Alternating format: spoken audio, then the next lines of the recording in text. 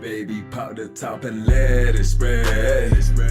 As we're listening to Pastor Grave. We're going fishing for your bitch today. We're drunk in Houston, baby. And we go hit and lick and we'll get rich today. Rich, bitch.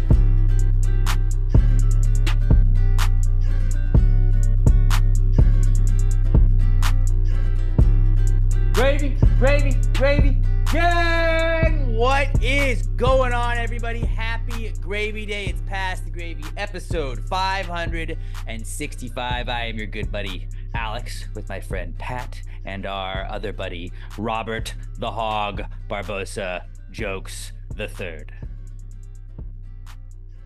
There's no His name's like getting longer every week. There's no other one like me. I want to just add one more. The Third Junior. Ooh, I like that. That'd be cool if you changed something, if you legally changed your last name to like the Third. Like, it's not Roman numerals. It actually says the Third. No, like but that. it is just Roman numerals. But you just pronounce it as the Third, and then like you can have a son that you name the exact same thing, and it could just be the Third Junior.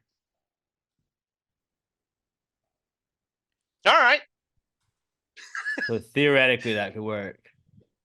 I like mine better. I'm just writing out the Third, but okay. Just shit on my idea.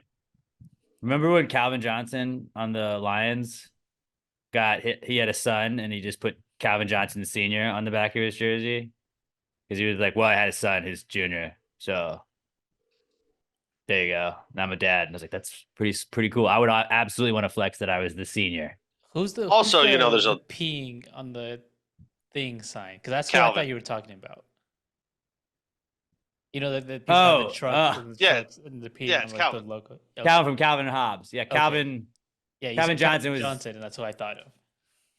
Okay, no, you still okay. I could see the line of thought there. Yeah, Calvin Johnson, former Lions receiver, Hall of Famer receiver, Megatron, also known as that. But it was just cool that like 1 year he just came into the season and it said Johnson Senior. And it's like, you can add a senior. I was like, okay, yeah. And somebody asked me, like, yeah, I had a kid.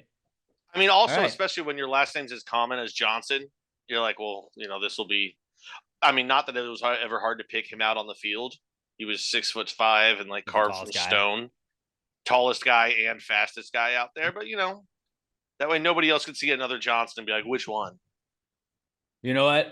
Because of that, we're actually going to be doing a mock draft of juniors this week. For our continued mock drafts. We're not continuing mock drafts. I think we should, because it felt like Robert threw it. Robert threw last week's one to just not have to do them anymore, and I think that's disrespectful to the listeners. That's a serious accusation. That is a very serious accusation.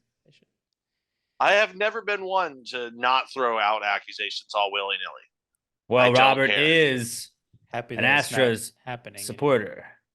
If you were a Dodgers supporter, I would sweep this under the rug. But because you are an Astros supporter, I have to take these cheating allegations very seriously and not just pretend that it didn't happen. Yeah. I heard that it wasn't just rosin on his mock draft last week. I didn't know it was illegal. But honestly, I don't care, because I was like, if we have to do another mock draft, I'm going to just absolutely throw it. I was planning on throwing it. I didn't care if one of who it was. You were scared. We can't do it again. I got too much heat coming off me. You guys are scared right now. We'll recap mock draft season in a little bit. One thing I wanted to start the pod with is, not a big golf guy. You guys know me. I mean, I don't golf a lot. I don't got the temper to golf. But it's a pretty pussy move to use a rangefinder if you're going to call yourself a real golfer. Like, be a fucking man and use your eyes like real men do. First of all, the pros don't do that. They have a caddy that has all the distances written down. Yeah, so his eyes. No, they use rangefinders, but they just can't use it during the tournament, so they write it down. Then do that. Go ahead, scout the course. Be a real man. No, you don't understand. The rangefinder is fun because after you drink enough, you might just be missing the flag and giving yourself the wrong distance, and it's hilarious. Now, granted, I don't think any real golfers do that, but if I was out there alone 100%, I would think I was scanning the flag, and I'd be scanning something 40 feet behind it. Just going driver from 30 yards out. No, I just think you look like a pussy. It's like, oh, okay, what are you, a pirate over there? You're looking for treasure? Oh, let me pull out my fucking like little thing over here and let's go see if we can see some other boats over there. Oh, nope, yeah, just a wood. I'm gonna take a 3 wood right here off of that. It's like you're fucking at the tee box, man. Go. Even if you think it's a pussy Just move, go. you counteract it by drinking 12 beers. That's a manly thing. No, I call him a pussy from my cart far away, where I know that I can safely turn the other way if he comes at me and I realize he's bigger than he looks from far away. And that's how it works. I'm not going to really do anything about this. I have a podcast, so I can say it's a pussy move to use rangefinder. I got to tell all my friends that apparently they're all pussies. I don't know how they're going to take this. I really don't think that. Nope, you said it. I did tweet it out, and there were people that were very like, you can tell who gets triggered by things quickly, like when they immediately rush to defend. Well, no, you understand. It takes off this many from your. It helps shave a few strokes off your game. Blah blah blah. I don't fucking care, man. Okay. Yeah, golf guys. You look like really you're trying to be a are very pirate, though. sensitive. You look like you're trying to be a pirate when you're like, Modern pirate. oh, looks down there, down Okay, that now- range over there. Oh my God, next Rod Ryan golf tournament. If I'm able to corral my friends into doing it, I think I'm going to have to dress up as a pirate and put one leg up every hole when I use the rangefinder. You have to stand on a Captain Morgan bottle I stand on top of the cart. on top of the cart. Yeah, the barrel. So it's like I'm up in the crow's nest. Exactly like that. And then I just run around like Johnny Depp, use the cart speaker to just be blaring out. Dun dun dun dun dun dun dun dun dun dun dun. It was a I've solid never wanted soundtrack. anything more in my life. I've never wanted anything more in my life now. I want to be the pirate golfer. Just that's your entire personality. You're like the Yeah. dodgeball guy, but it's Yeah. just pirate golf. Yar, let me get in your hole. But is that Fun. like, I know that like fishing, people have those fish scanners where they're like, oh, this is where the fish are. And it's like, yeah, you're catching fish that way, but that's kind of cheating if you're like really fishing, right? What do you, I don't know. If I had the money to do it and I really can't, if I was a big fishing person, I would probably just do the cheat way too. I was like, I'm not going to spend all day out here when I could just be like, oh, fish are here. I'm going to throw the line down there. Hey, guess what? I just caught 3 fish. Done. But that's not how that works because even though you use the radar and you see where they are, fish they do this thing called swimming. So then by the time you get it in there, they might have moved a little bit. Yeah, but you know where the fish, you can put it where the fish are around instead of just be like, I hope there's fish here. And then they still have to go for the bait. Right. But you put it, you're increasing your odds, I would say. Oh, for sure. Still For sure. feels like cheating. Still feels like cheating. And If you're not cheating, you're not trying. but just next time you see your friend pull out his rangefinder if you're golfing, just be like, fucking pussy. And calling a golfer a pussy and tell him to be a real man and use his eyes, like I think that triggers people. So just say, Oh, I texted my friends. I'm waiting for comment. Said Alex you said say- you guys are pussies Oh, no. for using a rangefinder. Thoughts? You should have said, who uses a rangefinder here? And then when they said it, just be like pussies. That would have Like, been that's really what you do. Like you don't really add anything else after that. It's just you feel better about it for a second. But yeah, okay.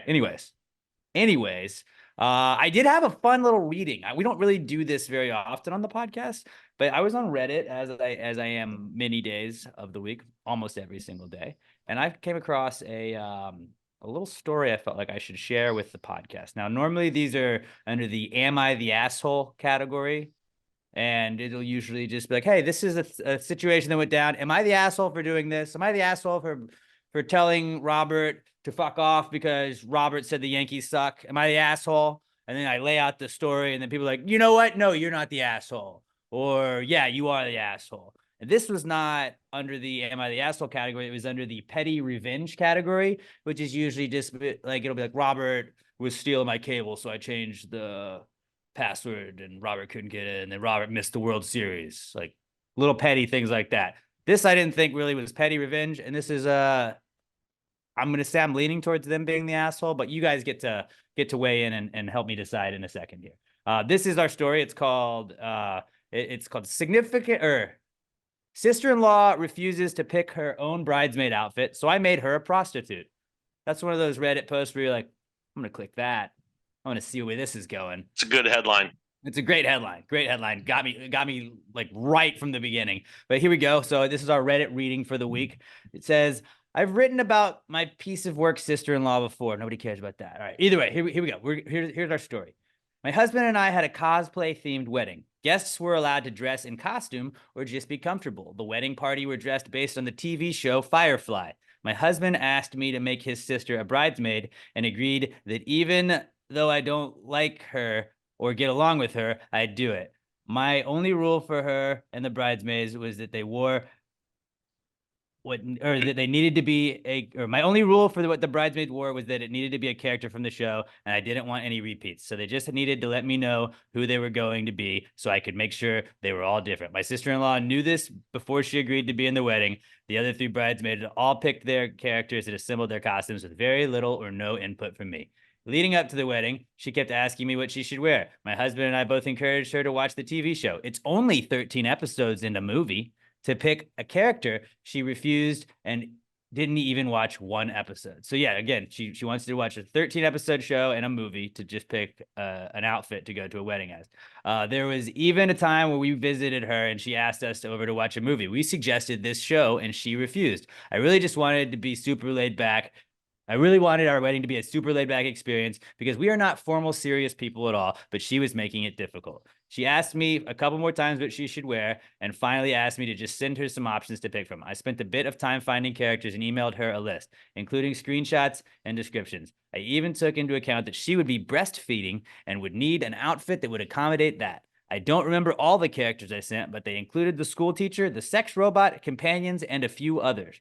Weeks later, she still hadn't even looked at the list and was asking me what she should wear again. I told her to look at the list and she said she would. A couple of weeks later, she's asking again. It got really annoying that she was refusing to put any effort into it. Finally, she told me to just pick who she would be, so I picked the pregnant prostitute.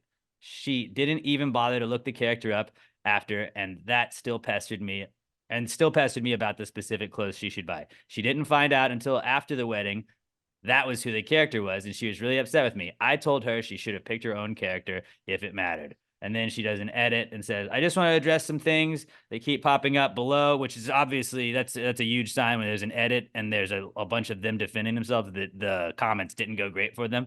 She says, the entire canon of the show is 13 episodes in a movie. At no point did I ask or require her or anyone else to watch all of it. We suggested she watch episodes so she could get the vibe we were going for, but she refused. She could have dropped out at any time, but she chose to make things more difficult for me.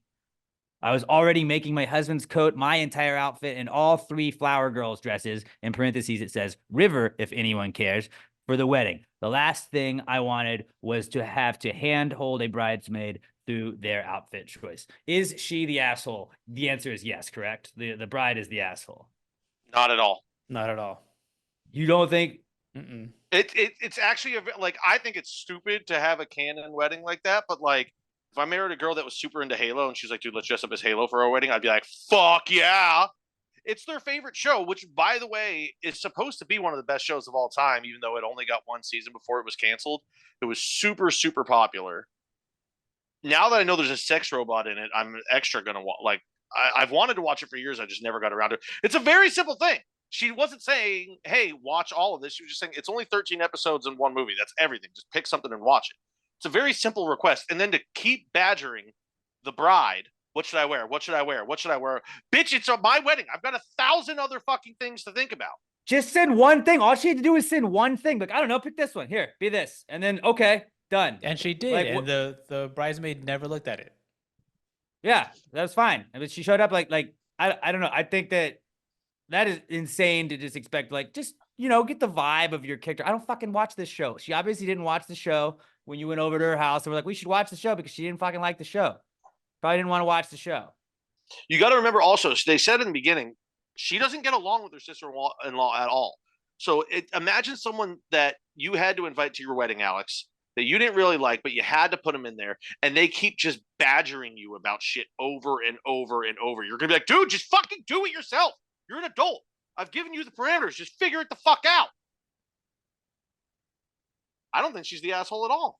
I think the she sister-in-law is definitely the asshole. Also, they mentioned that she was breastfeeding, so she was like with a newborn, and they're like, you just gotta watch like a couple episodes. They should just figure out how to make a cosplay thing. And also, they mentioned that they want it to be a laid back wedding. They want it to be a laid back event. What about cosplay do you know? Not that I'm an expert on cosplay, but it doesn't ever seem like it's a laid back event. You have to make costumes, dress up in costumes, usually play into a character. That seems like a lot of work and not just like, just be chill about it. That's only for the bridal party, though. They said everyone else is dress comfortable or a costume if you want to. They weren't requiring everyone to do it. They're just people that are. And by the way, she could have dropped out at any moment. They don't like each other. She was, for whatever reason, asking to be a bridesmaid, or maybe the husband just wanted, or whatever. But like, you could just be like, "Nah, I'm fucking pregnant and I don't like your wife. I'm just gonna be here in the crowd. I don't want to make a costume. I don't want to go through all this shit." But no, she just had to be involved as a bridesmaid who refused to do one thing that the bride asks. That's kind of your job as a bridesmaid, is just to help the bride and do what she asks you to do. I just feel like you could have just been like, here's one thing immediately. Like, yeah, okay, I don't know who to be. Like, you just pick for me. Okay. She should have just sent that and that would have been done. And then the fact that she like was like, she made such a big, like, she didn't know about it. Just do that. If I had a New York Giants themed wedding and Robert's like, what Giant should I be? But you know what? Why don't you just go, shit, dude, just be Kenny Galladay. Just throw back Kenny Galladay. We'll have you as him. Like, I don't think I'd be like, well, here, Robert, here's some videos of these guys. If you want to watch the highlights, you know, just get acquainted with them. I think more likely it would just be if you were like, yeah, I'll just wear anything Giants. And Robert was like, what should I wear? And you're like, I don't know, dude, anything. Yeah, but like, should I wear a shirt or a jersey? Doesn't matter, dude. Just anything. Yeah, but do I need a hat to go with it? Doesn't matter, dude. Just fucking pick something. That's what it is. It's where you're like, dude, literally anything you wear is okay. Just whatever. Just do it. Just pick something. And they keep going, no, you do it. No. Like, to me, I think the closest one would be when, you know how, I don't remember if it was this way, if all the bridesmaids' dresses at your wedding were the exact same dress or if they were just like same color, same style. But like, you see the ones where it's just same color and the bride will just be like, yeah, just buy any dress. Just make sure it's this color. If the bridesmaid just kept going back, well, should it be strapless? I don't know. Pick anything. What if I did it was like two shoulders and they were puffy? I don't know. Pick anything. But what if my dress is a little bit longer? I don't fucking know. Just pick a goddamn Just say dress, yes, man. The answer is yes. Just pick that one. That's the one. Like, I'm planning a wedding. I've got a lot of other shit to do. Just be an adult and make a fucking decision. Like, that's all you have to do is pick your dress. That's it. I can't do that. It seemed like neither one of them really wanted to be in the wedding. So you should have just been like, all right, if you don't really want to be, just here, wear this thing. Here we go. We're done. That's it. I thought she was the asshole. I thought you guys were going to be on my side immediately, but you guys were not. Luckily, the comments were, so I felt better about myself. Oh, you have Reddit agreeing with you? Then you know you're fucking wrong. That's how I know I'm right. No, that's how I know I'm right. Like, Reddit, I think, is the only place that's worse than Twitter. Those people suck on Reddit. Unless they dude. agree with me, and then they're right. Well, of course, that's like anything. Your wedding sounds stupid. You sound like a pain to be around. What a joke. Team sister-in-law all the way. I'd be pissed if my sister-in-law required me to put together cosplay for a show I'm not interested in. Yeah, there's pretty much all that. But yeah, I don't know. I don't know a lot about cosplay, but I feel like that would be a lot, and I would have just bowed out probably if I was asked to be in a wedding like that. I'd be like, I'm good. Exactly. You would have just bowed out. I would have just bowed out. Yeah. She didn't. If you agree to be involved, then you have to be involved. I still think it's kind of an asshole. I mean, thing. like if there's one rule at a wedding, what is it? The bride is right. True. Fair. Just No, you're right. You're the right. bride. You're right. So my other thing, I guess, am I an asshole? Move is Yes. Yeah, I mean, I am. I get that.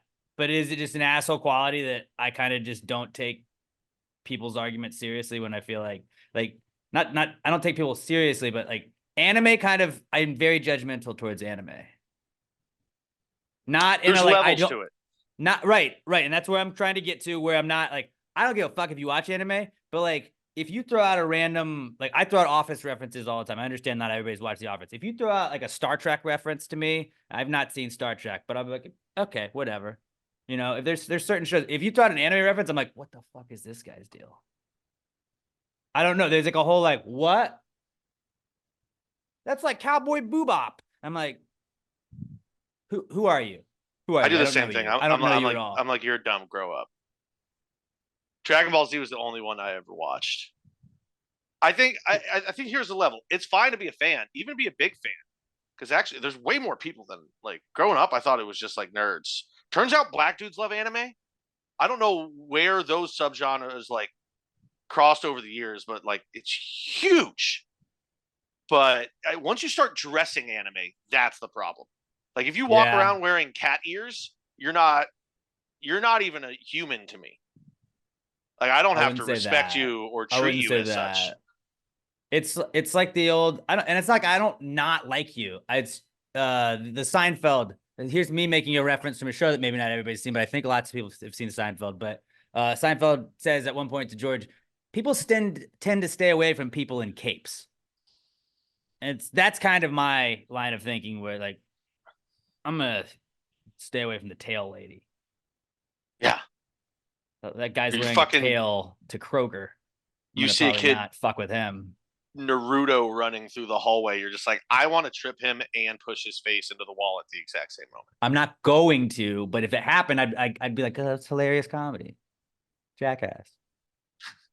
Says me, and I understand. I have a weird obsession with football. We have a weird obsession with sports, and I guess that's me saying I think my obsession is more normalized. But I saw two people like, kind of arguing like over a parking spot. I wouldn't like And if I saw a cheesehead guy. I'm like, I'm staying away from that guy. Yeah, Fair enough, because That's- if you're wearing a cheese head, chances are you're drunk, and a lot of time it's not fun being around drunk people.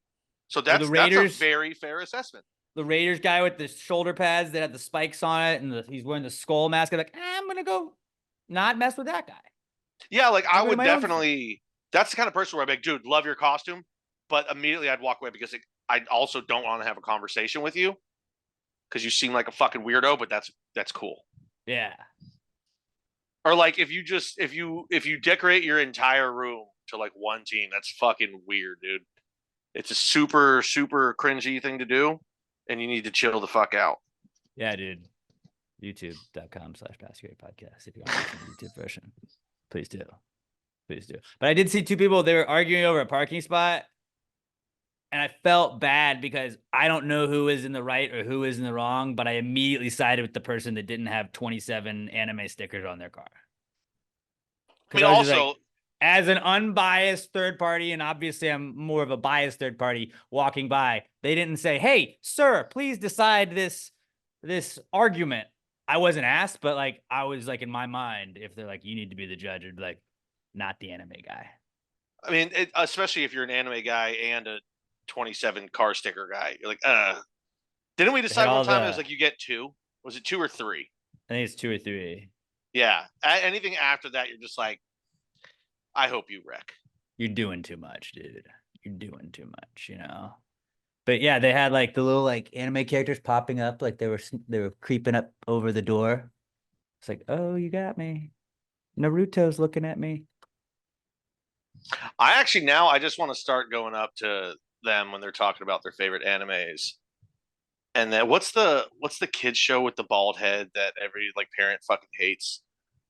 Kaio or something? No, Bluey's supposedly dope.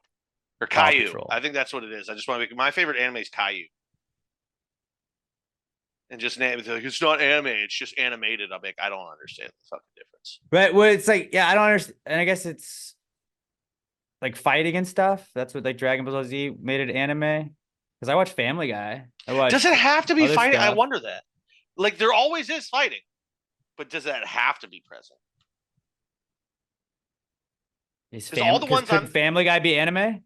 All the ones that I can think of, like there was Dragon Ball Z. I know One Punch Man is a thing. One Piece, they're pirates, so I have to assume there's fighting in that. Avatar. Is Boondocks anime?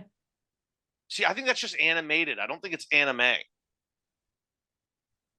A style of Japanese animation or a style of animation originating in Japan.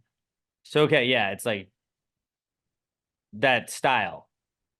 Okay, I So guess not it's just well, cartoons. because when South Park did it, there was also fighting when they did the Japanese anime episodes. You should edit That's wherever true. you look that up. You should edit it and It just also have it South say Park. also must be fighting. Also must be fighting. I feel like the fighting is like what I would constitute as like that's anime. Pokemon anime. Do ja- did, does Japan have like regular animated stuff? Like I mean, they obviously have anime, and then they've got hentai porn. But do they just have like Family Guy, Boondocks,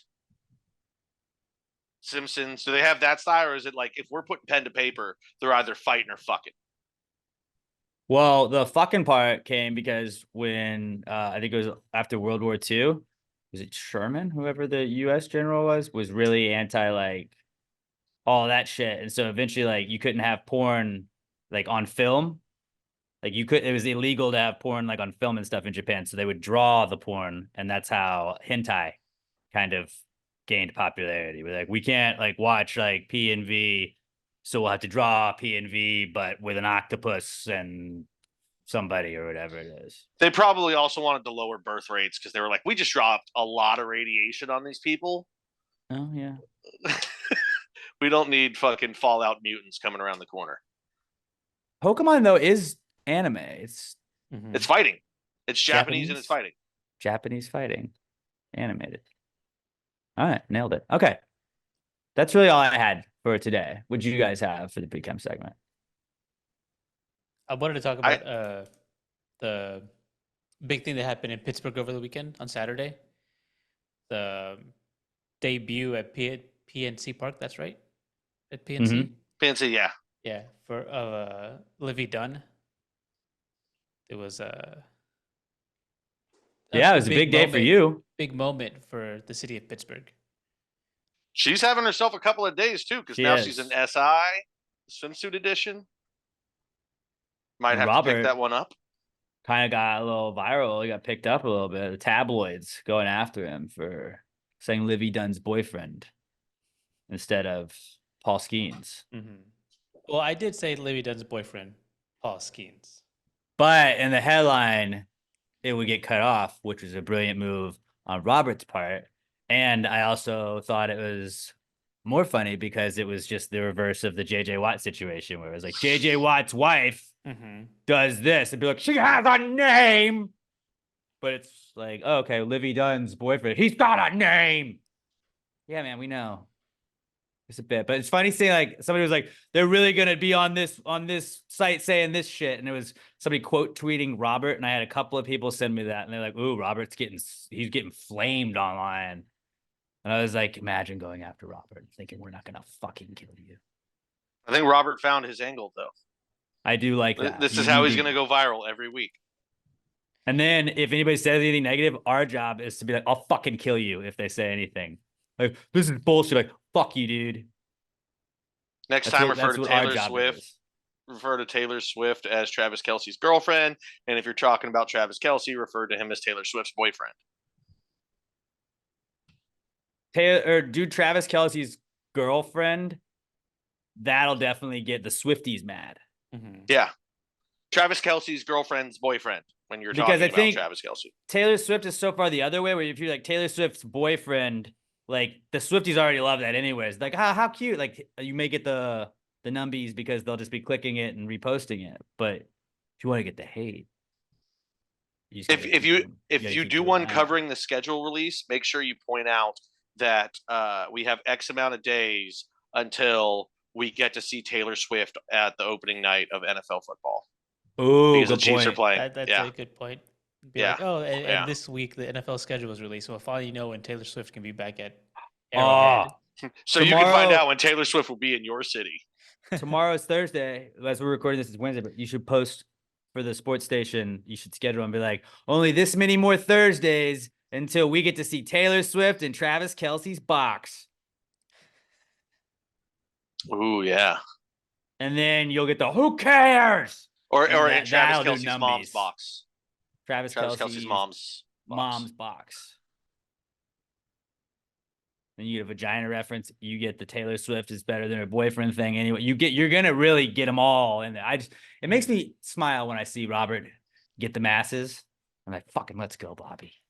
Let's go, Bobby. Yeah, I don't often troll, but I mean, I do these small ones that really don't matter at all. It's fun, and Bobby's And then when mentality. they hit, it's not baseball, works. so I don't care. Yeah. And that was baseball. But Well, sorry, it's not the Astros. Yeah. He didn't care if it's not the Astros. Did he do good on his? Did he do well on his debut? Yeah. All Skeens? I think we're like 4 innings. See, okay, and this was going to be. Is he an inning count? This was going to be my thing. Fuck the Pirates. They're gigantic fucking pussies. You have this dude that Smalley or Pittsburgh? Both. Okay. But Skeens last year was going nine innings every single fucking time he was out there pitching. Yes, there's a lot more games in the MLB season, but you're also the Pittsburgh Pirates. When it's time to pay him, you're not going to fucking do it, and he's going to go somewhere else. So use him while you got. They didn't sign Glasnow. I can't remember. There was another guy in they didn't sign Garrett Cole. When they have these great pitchers, they only keep them on the first contract and then they get rid of them because they refuse to spend. Yeah, dude. And there's one more I can't think. Not important. AJ Burnett's but like they're like, well, we don't want him to get injured. When does that stop being the concern about him being injured? Counterpoint. Sorry, you just Washington Nationals. Let him go for? Remember Steven Strasburg? Yeah, but you know what? But that's the fucking game. Well, that's the game. You got to let him go. Like, he's a fucking Nolan Ryan, Randy Johnson, all these fucking guys. You don't put pitchers. Justin, excuse me, Justin Verlander. When you've got a fucking horse, let him run. Just let him fucking go, man. I'm tired of it's just such a pussy move. What if he turns into Jacob deGrom? I mean, he probably will. All these guys that throw super hard, that's the problem. Everyone's throwing too hard, and that's what's fucking up their arms. We need more Greg Maddoxes in this world. Throwing an 85 with just crazy movement, dotting it up. Yeah. I'm so old. I love it. Baseball was better back when I was a boy. I liked it when it was a simpler time, back when Babe Ruth was running around. All right, what'd you bring in for a pre-com segment, Pat? Well, I was actually going to rant about that, but I just figured I'd use this opportunity to tell an inappropriate joke.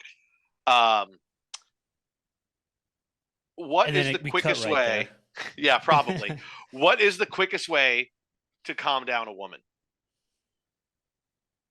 Chloroform.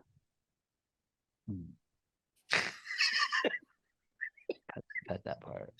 I figured it was going to get cut. But you should leave in me saying that I'm going to tell the joke and then just cut to this part where we're talking about how we can't use it. And then if anybody wants the joke, just send me a message on Twitter and I'll tell you. So your buddy Pat, why is he single? And we just play that clip. Yeah. Just play any clip of me talking ever. Especially the chloroform joke. Most women love those. And if you can't take a joke, then fuck you. I mean, the date was okay, but you made like 6 or 7 chloroform jokes. And after like the second one, it was getting weird and he just wouldn't stop. Every time I told him I didn't come, he just did it. It said, don't care, I did. And then he just rolled over and went to sleep. He would just yell first and then go to sleep every time. Is that all you brought? Yeah. A solid pre-com segment right there. Let's do the random people, random guys naming. Let's name some random guys. Just guys being dudes. When your girl's like, why you guys, what are you guys doing for 4 hours when y'all are hanging out? Like, we're just naming random baseball players for the Cincinnati Reds. And that's what we're doing at the end of the pre-com segment a lot of times when we remember it. We're just spinning the random wheel of all U.S. sports teams. And then we're just going to name as many guys as we can until we're bored. Los Angeles Dodgers. Nomar Garciaparra. Hideo Nomo. Ooh, Hideo Nomo's good. Is it Cespedes? Did he play there? No, it was Yasiel Puig. Yasiel Puig. That dude's still playing in like Mexico, I think, and every once in a while he goes viral. But He gets in fights. Probably. Or he just throws someone out from the warning track because he's got a cannon. Josh Beckett. Oh, Josh Beckett's a good one. Yu Darvish. Remember him? That was a great World Series by him, Mr. Tip Pitches. Just cheating Yamamoto. What was the glasses guy? Okay, that's Alex. That scared the shit out of me when you pointed to your eyes right there. Because we were talking. We were talking about Asians, and your fingers went up towards your eyes. Oh no! I didn't was think like, about that. Don't do it. That scared the shit out. I'm not Yuli Gurriel. I was trying to do the glasses. What was his name? The Dodgers guy that did the smirk. Oh, Joe Kelly. Joe Kelly. That's what Also, I was going for. Manny Ramirez, I think, went there for a little bit. Clayton Kershaw. Man Ram did. Yeah. Justin Turner. I hated him on there, but God, that red beard really popped. Yeah, but that red beard popped in Dodger blue. Cody Bellinger. Did you know Cody Bellinger He's played a little in the bitch. Little League World Series? Did you know that about Cody Bellinger? I've never heard A lot of people that. don't know that. I'm trying to think of like how many old you school. got? What was his fucking name? He won the Cy Young and the Rookie of the Year. God, back in the day. Shohei Ohtani. Fernando. God damn it. Tatis. I fucking hate you so goddamn much. I'm pretty sure he was like the first like huge Mexican pitcher in the history. This was back in like the 70s or 80s. I have no idea what you're talking about. Oh my God. Now you're going to make me Google it. I hate Googling shit when I can't think about it. You go. Did Jason Hayward play on the Dodgers at any point? No. Jason Hayward, I believe so. Yeah. Oh, also Julio Urias, that piece of shit. Oh, what about what's his face? The guy Fernando Valenzuela. Fernando Valenzuela. What about the guy that's suspended for beating his wife? Julio Urias, yeah. No, that guy too, but the problematic dude that had Bauer. Yeah, Trevor Bauer. He was a Dodger. Yeah, he's still a piece of shit, but man, he got fucked over there. Did you guys say Yasiel Puig? Yasiel Puig. We did. Yeah. Thanks for paying attention. Thanks for coming out. I was thinking. He was thinking, dude. He was thinking. I feel like I'd be doing so much better at this if I didn't like barely. Ooh, Yordan Alvarez, sort of. Oh yeah, and Josh Fields. Yeah. Josh Fields. There you go, Dodgers. Yeah, Ipe. He's sort of a Dodger. He's my favorite Dodgers player. He should actually the Dodgers need to give him the MVP, no matter what happens this season. Like honestly, we wouldn't have had a season without you, buddy. George W. Bush. He dodged showing up to the National Guard. Trump for like 3 years. Draft Trump too. Jackie Robinson, sort of a Dodger. He was a Dodger. I guess I said LA Dodgers. He played for the Brooklyn Dodgers, but still same thing. But still, same thing. Yeah.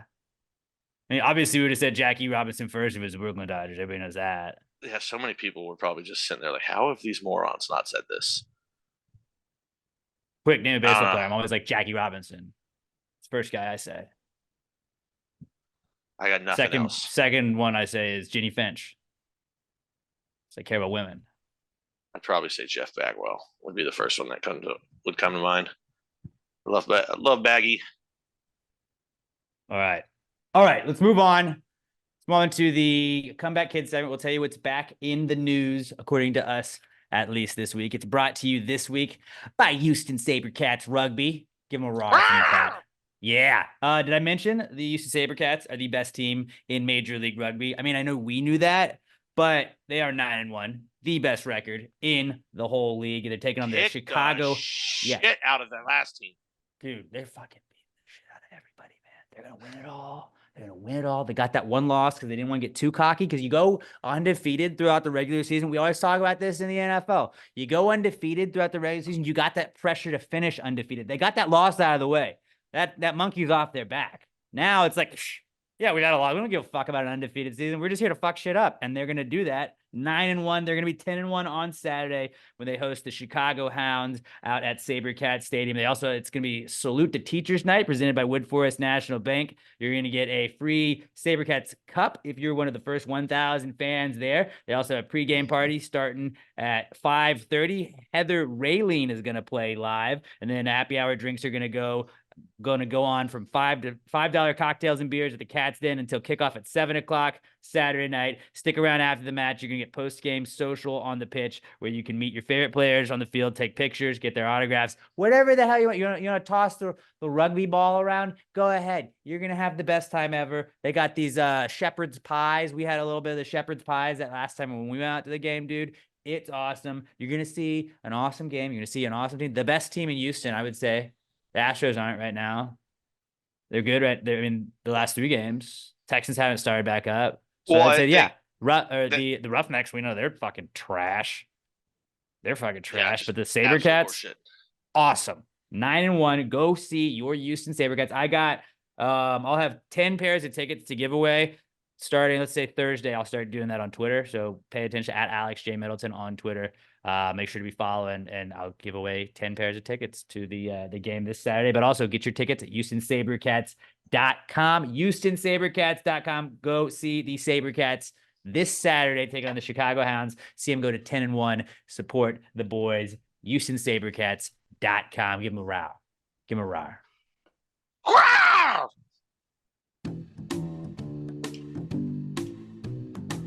It's the comeback kid. The comeback kid of the week. The comeback kid of the week. Bitch. I think that's my All right. favorite part of the week every week now. The comeback kid or No, the roaring getting part? the roaring. Yeah. Well, when it's time to talk about SaberCats rugby, hell yeah, we love that. We get fired up talking about the SaberCats here. Our first comeback kid this week is schedules, because the NFL schedule release is tonight, but like every year, it gets leaked. So they start with the primetime games. Then you learn, the Packers are going to play the Eagles in Brazil. All right, that was kind of leaked a little early. You learn that the Ravens and Chiefs are going to be the opening Thursday night game. That's when you get to see Taylor Swift back in the box. Don't forget about that, Robert. But now you're getting to see Pat right before we started recording. They leaked the Packers schedule. I saw the Giants leaked schedule earlier this morning. Then you start planning trips. You're like, am I going to go to any of these games? Okay, maybe not. I thought it was Carolina, best road trip other than Dallas for me. If I want to go see the Giants, oh, wait, we're playing them in Germany. Never mind. So probably not going to Germany for that one. But it's just cool to kind of look at it. You imagine, you talk yourself into your team winning 11, 12 games, 13 games, whatever it is. And then you just shit on everybody else's schedule. Even though you knew the opponents, they're going to lose all those games. You guys, the Cowboys, they're going to fucking suck. My 2 beefs with the Giants schedule is that we suck against the Cowboys in primetime, and we are in primetime against the Cowboys twice this year. So I don't love that. And now this is also the 3rd consecutive Thanksgiving or Christmas that will be ruined by the Giants with me too. So thanks a lot, NFL fuckers. No, you're gonna ruin the Cowboys. That's what I'm hoping happens. When Daniel Jones bounces back, he has his Adrian Peterson come back here and just blows the doors off everybody with his super strong knee. You're going to be like, okay, yeah, he's going to go in. He's Also, going to fire up the Cowboys on Thanksgiving Day. And you've got a full year of tape. Or at that point, it'll be over a year and a half of tape of Dak in that West Coast offense. So he's going to be throwing picks left and right. You're going to be fine. Don't worry about it. Yeah, I hope so. I'll see you in the playoffs, buddy. Thanks, man. But yeah, the schedule being released, just it's fun. And then you get the trolling where you're just making up all of the, you have people just making up schedules. I almost made up a fake Texans schedule last year. I got a bunch of traction on it. And then people realized that they were playing Ohio State on one of them when they just blindly retweeted it. And I was like, yeah, they don't do that. But then they also you can just make them have 4 buys. People don't pick up on that, and they just blind read. This is Texas schedule. Are they playing the Harlem Globetrotters week 3? What team is in Toronto? Is that the Argonauts logo? You just do that and then people retweet it. It's a very, very easy way to get engagement and retweets before the schedule release by just tweeting like a full fake schedule. That's a little life hack for you. But schedules are back, and it's just kind of football is king because nobody gives a fuck when the basketball schedule comes out. No one gives a fuck when the MLB schedule comes out. No, I apologize, Robert. I'm sure you get jacked, but like, are you like, oh fuck, dude, that third series of the year, we got the Cubs coming to town? Like, it's not the same. Football is the best because like these are the 17 games. You only get these unless you get in the postseason. Here you go. And everybody fucking cares. When the NBA schedule comes out, no one gives a shit. The NHL schedule, no one gives a shit. College football, maybe, but you've already kind of known about those schedules for years, usually when it's this big matchup. So the NFL, just every now and then they got to come flex on everybody and be like, we're still king. Shout out to schedules.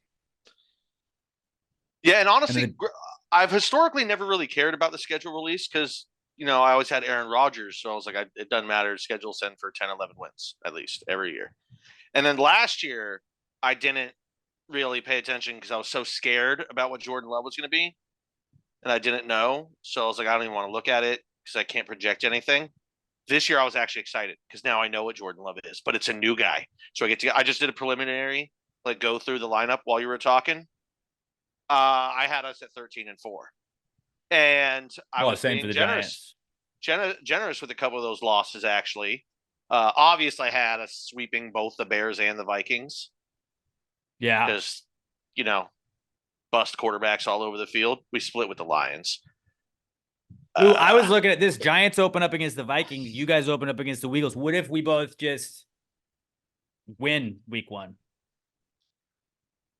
I think we will. I think. What if both our teams just won to start the season? Eagles, we were 1-0 and we beat each other's division rivals. We're playing the Eagles in Brazil. They're gonna try and be partied out. Packers are gonna treat that as a business trip. Yeah. And we're gonna win. Also, Texans, if you guys, all the Texans fans out there that are listening, if you guys are looking for a game to travel to, if you want to plan a travel trip, week 7, it's Packers are playing against the Texans in Lambeau. I would highly recommend you choose that game. Lambeau it's a beautiful field. You got to go visit it. And I believe that game is early October. So it should be nice. You might get a little snow. It won't be unbearably cold. What? Spooky season. It's spooky season, yeah. But Perfect. Go check out Lambeau if you get the chance. It's fucking amazing. Yeah, and shout out. You can travel there, and the fans won't be total dicks to you. So you don't have to worry about getting jumped or anything. And that should be, Texans Packers. That should be a hell of a game this year. There you go. Giants also got to be the first ever. I thought it was the regular Hard Knocks. It was like Giants on Hard Knocks. And then they're like, well, it's just actually the off-season version of Hard Knocks, which we've never done before. So pretty much from like the end of last season until training camp, you get to see the Giants kind of documented, which will be cool. You get to see them being like, fuck you, Saquon. If only Saquon's they had bitch done ass that leaving with the Texans. That would have been the off-season team to really follow this year. I don't know. I mean, the Saquon saga was pretty interesting. But yeah, Texans would have been. Maybe the Texans get the training camp version of it. That would be super fucking cool. That'd be cool. But shout out schedules. Our next comeback kid we got this week is the Northern Lights. That happened on Friday. I wasn't even aware of it. I had no idea. I think it was Twitter, you let me down.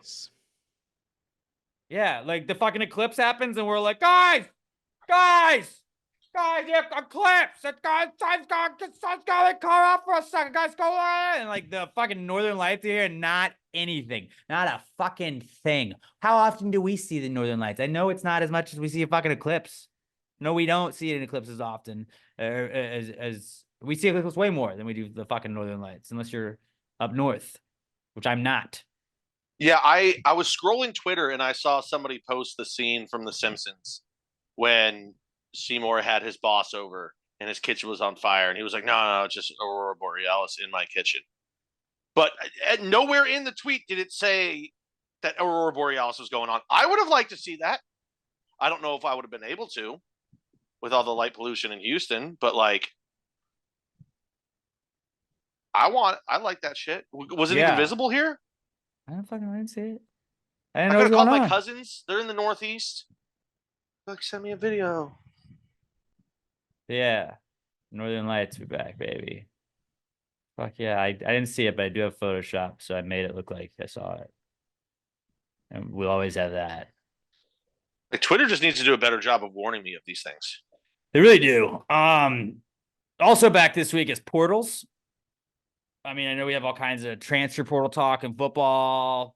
I mean, there's not really like a time travel portal yet, but they did set up a camera in Dublin, Ireland, and in New York City, and it was basically like a Skype call, pretty much, but just a constant feed of whatever was going on the Dublin side for the New York side, and vice versa. And much like the internet did with Bodie McBoatface, when they were like, hey, we have this cool research boat. Why don't we let you people name it? And they put it up to the internet to do. And the internet was like, we're naming it fucking Bodie McBoatface, bitch. And that's the name of a boat now. When you let people just do stupid stuff, we're dumb. We're dumb. And the portal, where it was basically just a screen, it had people. The first day, there was an Irish person that just put the Twin Towers on fire, Which up to the screen. that's funny. Because it looked like he was going to show you something really important, and then he showed you that. And They're just like, I'm going to troll your whole city. That's They funny. got a chuckle. They got a chuckle. You had a bunch of people flipping people off. You had people mooning each other. And then you had several people flashing. And they had to shut it down. And I think they're trying to figure out a way to go back around it. But I think in all of this like hatred we see going on in the world right now, this is a good, like a feel-good story. Even though it didn't go the way that the people that set it up wanted it to go, and they had to kind of shut it down. We're not that different. It just shows we're not all that different. Look, hey, I like looking at tits just like that guy in Dublin, Ireland likes looking at tits. We think butts are funny too. We think crude humor is also funny. We're not that different. And maybe, here's an idea, not to be political. You know, there's a problem going on in Russia and Ukraine. Just put one in Russia, put one in Ukraine, and we'll see if maybe, hey, let's see that the Russian girls will flash the Ukrainian guys, and vice versa. Like, I think they like, will. you know what? I like boobs too. Let's not fight. Let's look at boobs. Sitting in the foxhole, brother. You know what's good? Tits. They like tits too? Shit. Well, maybe we don't have anything to fight about. Yeah, no, it needs to stay up though. You got to let people troll each other. It's all in good fun. I said after I saw them put up the Twin Towers, I was like, somebody needs to go on our side and hold up a picture of rotten, like potatoes that are rotting, and then a picture of Oliver Cromwell. Like, you're going to come at us about some sad shit that happened. We're going to come at you about some sad shit. If y'all don't know who Oliver Cromwell is, look it up. The Irish hate him more than the fucking Palestinians hate the Jews. It's crazy. He was a piece of shit. But you got to leave it up. Just let everyone troll each other. It's all in good fun. That's like you my can't favorite thing. You can't have people in a different country flashing tits through a fucking video feed. But meanwhile, I can look 10 feet to the left of where that's happening, and there's a homeless man shitting in the middle of the street. Right. Like, what the fuck are we doing here? Not shutting that down. Just let us have some fun. It's just funny when some smart person thinks of these things. They're like, you know, this is an art installation. Like, oh, you guys ruined it. It's like, yeah, man. That's what we do to things. We ruin things. Most people fuck suck around with them. But we all suck equally, which is kind of our universally like unifier, I think. And when you realize that maybe you're not better than other people, we're all the same in our own shitty little ways. Maybe we don't want to fight anymore. Like, I would love to go to the portal and do an Irish car bomb right in front of them and just be like, ah. Hold up a bunch of snakes. Or just grab a Guinness and just pour it out right in front of them. Yeah. Like, oh. Beat the shit out of a leprechaun. I would do like the most offensive things. And be like, no, it's okay. I'm somewhere back in the line. Some of my family was Irish. We've been in America for 4 generations now. It's all good fun. Yeah, so that was one of my favorite stories I saw this week. Another thing I saw that's more not really my favorite, but very terrifying is mind reading. That's something that I learned about this week. Some nerds have, I mean, I guess they had a good intention. There's people that are speech impaired. They are nonverbal people that can't communicate with others. They found a way that they say can decode the thoughts of these people. They had some guinea pig type people that they tested these out on, some speech impaired and nonverbal people that they used as test subjects, and they said that they were able to decode about 79% of those people's thoughts into conversations. Sounds good on paper, like cool, this guy that can't talk right now will then be able to use his mind to do that. But you know that this is like a software that is probably AI based, and how long before we put that in the flamethrower dog that we just talked about like 3 weeks ago? Like how long before the flamethrower dog can now see our thoughts? 2 weeks. Seconds. I mean, I understand the idea. Avatar. Hey, we can give these paraplegics a way to walk. But then like, this is terrifying. Because now, like, the only thing we really have is our private thoughts. Everybody's got your browser history now. They can find all the stuff you watch. They can find all the stuff you look at. They can see all the stuff you've been to. Your Incognito mode is not incognito, guys. Yeah. And pretty soon our thoughts won't be either. Like, that's all we've got. Like, when you're talking, like, if Pat's talking to me and he's just like, I fucking hate Alex, just shut the fuck up. And I can sense that, like, what the fuck's going to happen to humanity? Yeah, but what the fuck's going to happen to humanity? This is a slippery slope. How great would it be if we could hook Robert up to it and his thoughts just, like, went talk to text on his screen? That would be funny. Like, I think that would be bad. Robert would be like, fucking just end this podcast. Just the whole show, it would be Michael Scott yelling, "No! No!" God damn it. Not another football jersey discussion. I like to think that the first guy that was hooked up to this, like, the nurse is I imagine they put like little sensors on your head and stuff. And as soon as it just starts reading, like, the guy's thoughts were just, man, that nurse had nice tits. And then he's like, oh no, they heard that. Yeah. Like, they're going to have an app for this shit eventually when they perfect it. And then just everybody's going to be able to have thought. Your boss is going to be able to be like, well, I understand you didn't really like the idea that I gave you. And you're like, no, I thought it was great. And then your head, you're like, oh, no, it wasn't. And they're like, it seems like you don't think that. Offices won't do this. Oh, they will. No, they won't, because if you hook just the average dude up and you can read his thoughts, you're going to have to triple the size of your HR department or never hire a man again. Yeah, that's how they determine who they let go. They're like, well, we'll just connect the thoughts. Whoever has the most fucked up thoughts, that's who we do layoffs. So, like, if people could hear my thoughts, it's not even so much that it's bad. It's just, it's so sexual. Like, I don't think women understand that if you could just see the thoughts of the random dude walking down the street, like, the nicest thing I might think is, I want to fuck that girl. It's going to be like, it's bad. Yeah. It's bad. I mean, it's really all we have. Like, body language, pretending that you care about something that you don't care about to sell somebody that, like, you're happy for their birthday, even though you really don't give a shit, but you're just trying to make them have a good day. Like, that's all out the window. It's already at basically 80%, and they just made it. We're fucked. I still like this technology. That'd be funny. Like, if you could hook your buddy up to it and he didn't realize it, like, he was passed out on the couch, you put the sensors on his head, you woke him up and started talking to him. But then everybody can do that to you. Probably. But I think most people, like, after 30 seconds of seeing my brain, they'd be like, all right, turn it off.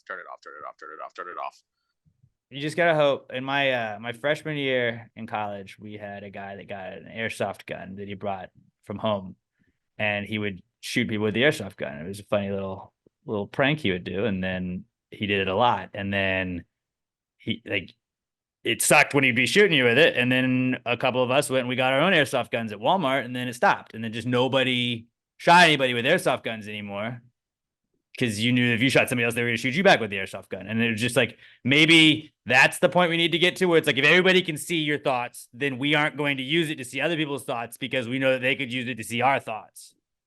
Like, it's like, we've all got to have it. It's like with nukes.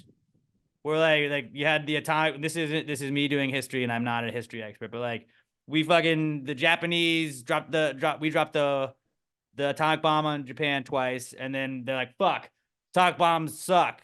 And then everybody builds their own atomic bombs, and now we're like, all right, well, if we want to do like a nuclear warfare, like the whole world's over. And now everybody's got that shit. But we're like, we're not going to use it. We could, but we're not going to. We need to just treat mind reading like nukes. Look, maybe we can. We don't need to, though. There's consequences. Alex, you just have to understand that at least, so you got a daughter that's very close, and you know what? You're going to be happy because you're going to have a daughter to care about, and you're going to have more love than you ever thought you could have. Other than that, life is just going to keep getting worse for the rest of our lives, dude.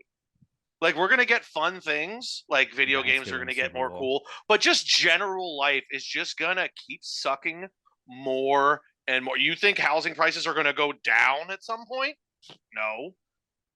The market crashes, dude. Life is going to suck, and then we're going to die. So just find whatever little bits of joy you can in there and stop worrying about it. The flamethrower dogs are going to read your brain, and then you're going to watch your daughter take her first step, and you're going to be like, all right, well, at least I got that going for me. We're so your daughter's first words are going to be, go Giants. And you're going to be like, all right, you know, that's true.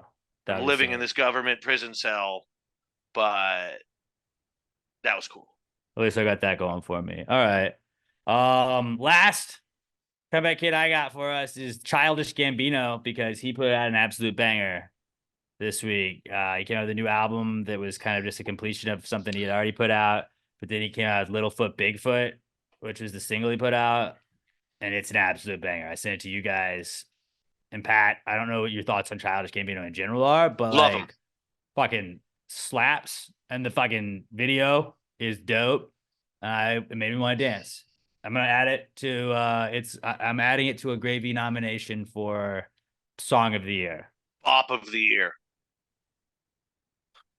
Bop of the Year. I like that. Well, let me see what else the other nominees so far are for Song of the Year. We got Get Him Back by Olivia Rodrigo, Jay Christ by Lil Nas X, and the Squirtle saxophone song. Damn, it's gonna hard be. It's either in first or second. It's gonna be really hard to beat Squirtle. Yeah, and Squirtle's also nominated for Meme of the Year too, so Squirtle could theoretically win 2 categories. And I'm pretty sure we can sing that because it's from Eurovision, and we don't give a shit about European laws. Yeah, we're not singing it in European either. It's true. As long as you don't sing it in European. What else? We got Athlete of the Year. I only have Caitlin Clark down for that. Death of the Year, Toby Keith, OJ Simpson. Add Paul Skeens. Just preemptive. He's going to be in that conversation. Or no, Livy Dunn's boyfriend. There you go. Nice callback. Please get right. Yeah, shout out Childish Gambino. Check out Littlefoot Bigfoot if you haven't, and it's a fucking bop. Just good luck not dancing. Did you check it out at all, Robert? No. I did not. No. Yeah, well, you're missing out, buddy. You're missing out. I'll listen to it afterwards. Didn't he say this is like he's done with Childish Gambino after this? I think he might have one more project, he said. Oh, okay. I remember hearing something. I don't know what that means. Is that like he's going to be a different persona? He's just going to go back to being Donald Glover. Donald Glover, yeah. I hope it means he goes back to doing stand-up again, because his stand-up was fucking outstanding. He might be the most talented person on the planet. He was a phenomenal comedy writer, a phenomenal comedian, a great actor. Then he just became a great comedic actor, then a serious actor, and really well-respected rapper. Like, he's done all of it. And dancer, too, because he can dance. He can dance, too, dance. Yeah. All right. What is this last comeback kid you got here, Pat? Okay, so my comeback kid for the week is New York Mayor Eric Adams. Some people might remember that he went viral, I think it was a couple months ago, for a video showing how to check your kid's room for drugs. And he was like, and if you move the clock, there's methamphetamine underneath that. And if you move his pillow, he's got a brick of cocaine. And everyone was like, what the fuck is going on with this video? He somehow topped it. He was talking about how they need to help integrate immigrants into the workforce in New York, but he did it with casual racism in a way that I haven't seen it be this impressively done, to just throw racism and not be called on it at all. He said we have all of these South American immigrants in our country or in our city, but we have a shortage of lifeguards when we've got all these good swimmers right here. And I was like, what the fuck did you just say? To just call out that every immigrant is a good swimmer because at one point they crossed the Rio Grande was one of the funniest statements I think I've ever heard a politician say in my life, Robert. And I was just blown away. I was absolutely blown away. Everyone freaks out when Trump says they have great taco bowls and they call him racist. But the mayor of New York City can just imply every Mexican knows how to swim. And there's no problem with it at all. Also, it's fucking New York City. How many beaches do they have? How can you possibly have a lifeguard shortage? Yeah, I don't know. It's all rivers that nobody will go into because they're toxic. What do you need? Fountains. 9 lifeguards? Washington Square Park fountain. They don't have teenagers in New York City? Because that's every lifeguard I've ever seen. Yeah, they're too busy TikToking. God, can you imagine the TikToks you could get at the beach, though? You gotta get really good TikToks. At Talk Guard. Life Talk Guard. I wouldn't want them to save me, though, if I was drowning. I feel like they wouldn't do a great job. That's true. You're TikToking and doing that. They're doing a TikTok dance where they're miming swimming. They're like, no, I'm drowning. I'm really drowning. I'm not pretending. And it's like, no, I'm dead. Just dead. So New York politics back. They're Back. shutting down portals and being racist. And on that note, let's recap mock draft season. Last week we were technically in double overtime. We had previously agreed that Robert and I were tied after the 10 weeks, the mandated 10 weeks of mock draft. Well, it didn't matter because you weren't in the running for it. Because Robert and I had split the 10 weeks of the mock draft regular season. We had to go to overtimes. We had one more mock draft we did, and then Pat won that. And our rule was whoever got second, if we didn't win, would win. Robert and I both had the exact same amount of votes for us. So we had to go to double overtime last week. We did a mock draft of Bears. Pat won again. So Pat has won 2 times in mock draft season, although all of his wins have come in extra mock draft season. So really, you could also say he didn't win any. No, it's not. I mean, you could also say last person to score wins. So, like, I won. But we're not saying that. I'm saying that. Apparently, we're just making up rules along the way. No, these are the rules all along. But so Robert and I both have 5 wins. I beat Robert because last week Pat had 49% of the vote to win. I had 41% of the vote, and Robert had 10% of the vote because I got second. I win mock draft season, and I win nothing for it. So shout out to me. That's your opinion. Shout out to me for winning mock draft season. It's your opinion. I think I won it. You didn't. You only had 2 wins. There's no way. I'm on a winning streak, and I'm the last one to win. I've won 100% of the last 2 drafts. How many have you won?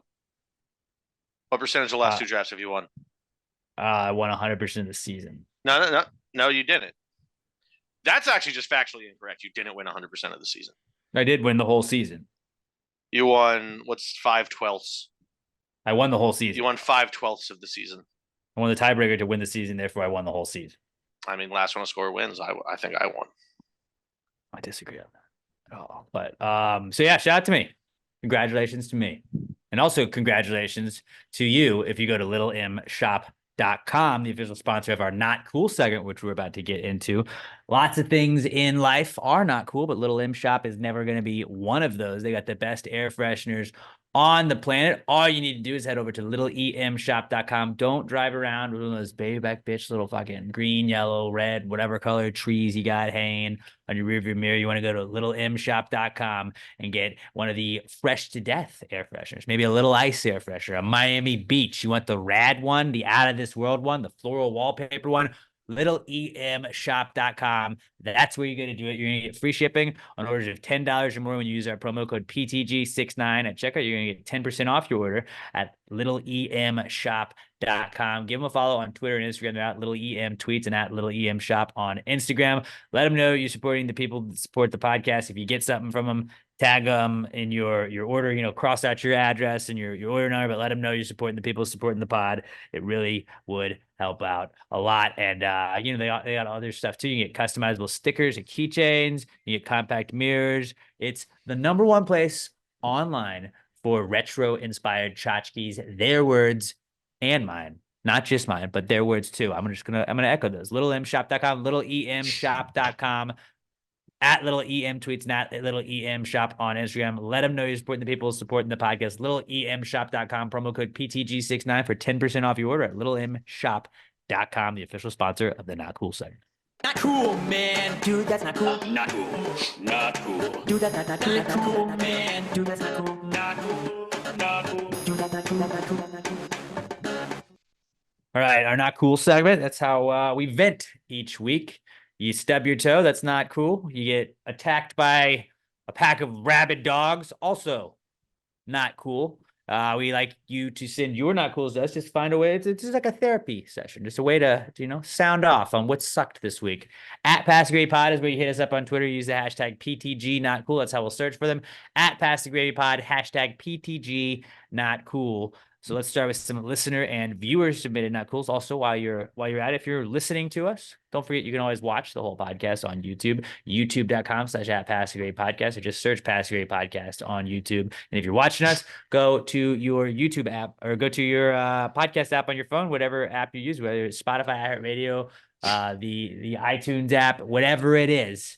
Go over there and hit subscribe. Make sure you subscribe to us. And if you're watching us on YouTube, hit play on the audio version. If you're listening to us, hit play on the YouTube version. Help us up a little bit. Help us out a little bit. So we'll start with some listener and viewer submitted Not Cools. We'll start off with I want Robert to be here because Brad's in a really like an all-time Not Cool. But let's start with Todd Voss at as_seen_by_TV. Todd says his Not Cool is that he ordered some breakfast for Mother's Day for delivery. The photo showed that it was dropped off, but not at my house. It looked like it might have been delivered to the neighbor, but they had no other evidence. At least I got a refund. I hope they enjoyed the food. That sucks. A lot. That sucks. Honey, don't worry. I've had it. I got food coming for you. Right. Yeah, And don't then it never cook. I shows got it. Yeah, I've had that happen with my own food. And like they put it in the wrong building or whatever it is, and you're mad when it's your food, but when you've already been like, don't worry about cooking, that's 10 times worse. That's 10 times worse. You did getting the refund helps. That's still like the time that you were like, well, I might as well just make something or go get something at this point. Or, I mean, more likely, then you just got to reorder something and hope it gets there that time. That's infuriating. Yeah. Like, I gave you my address. How did you fuck that up? I don't know how the GPS will send them like 2 entire apartment buildings over from me sometimes. I'm like, I get that it's sort of in the same area, but not really. And that's a different address. It's Also, weird like, what when they GPS are you using? Because Yeah. everybody's GPS brings them here, but whatever, like, delivery driver's GPS that they use, it fucks up. I have no idea. It's weird. Google Maps. It's never done me wrong. Yeah, I don't know at all, but like that fucking sucks, dude. And especially on Mother's Day, you're like, I'm dad. I'm making a good move right now. Look at me. I got it. And then it just kind of blows up in your face. I know that like she probably didn't get mad at you or anything like that, but like, yeah, it sucks. It sucks. Sorry about that, Todd. I had the reverse of that a while back when Em was like, I really just want this food or whatever. And I got to DoorDash it from where I was when I was not with her. Like, that's a cool move too. That was like the reverse of that. I said, I got it. Oh, actually it didn't show up. I was like, I'm not even there. Boom, here's stuff. Try that this week, Todd. And then it'll just be like, wow, what a sweet guy. Yeah, fuck There you go. flowers.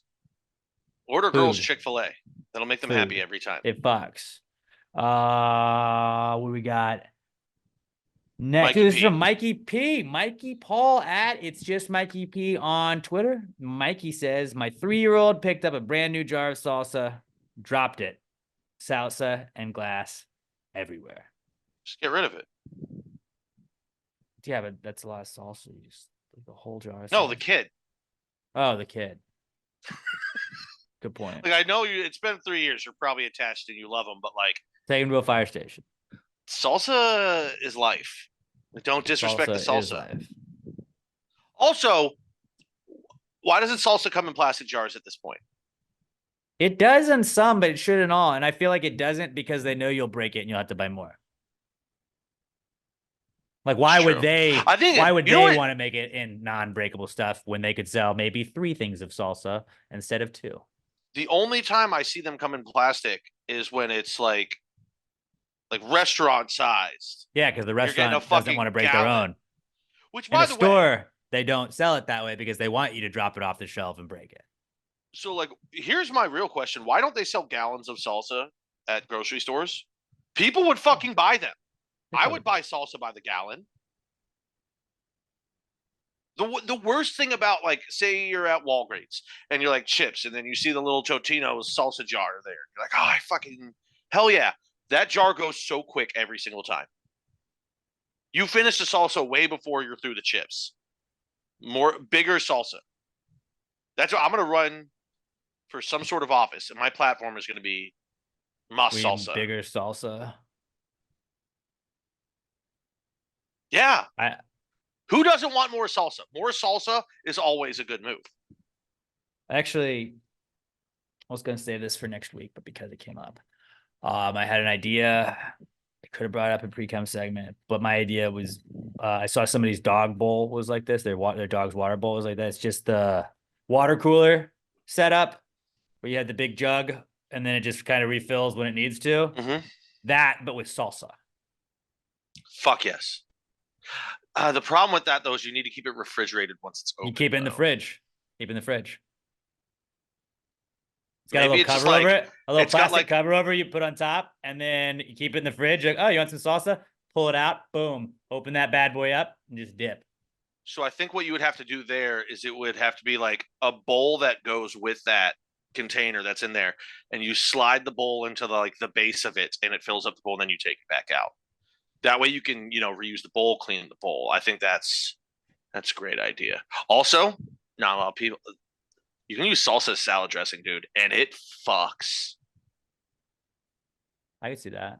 Dude, I make Mexican salads, man. I chop up like burger meat and then fucking just like Mexican cheese and salsa as the dressing. It's a fucking perfect salad. At that point, it's really not a salad anymore. No, but if it's all put together, it's a salad.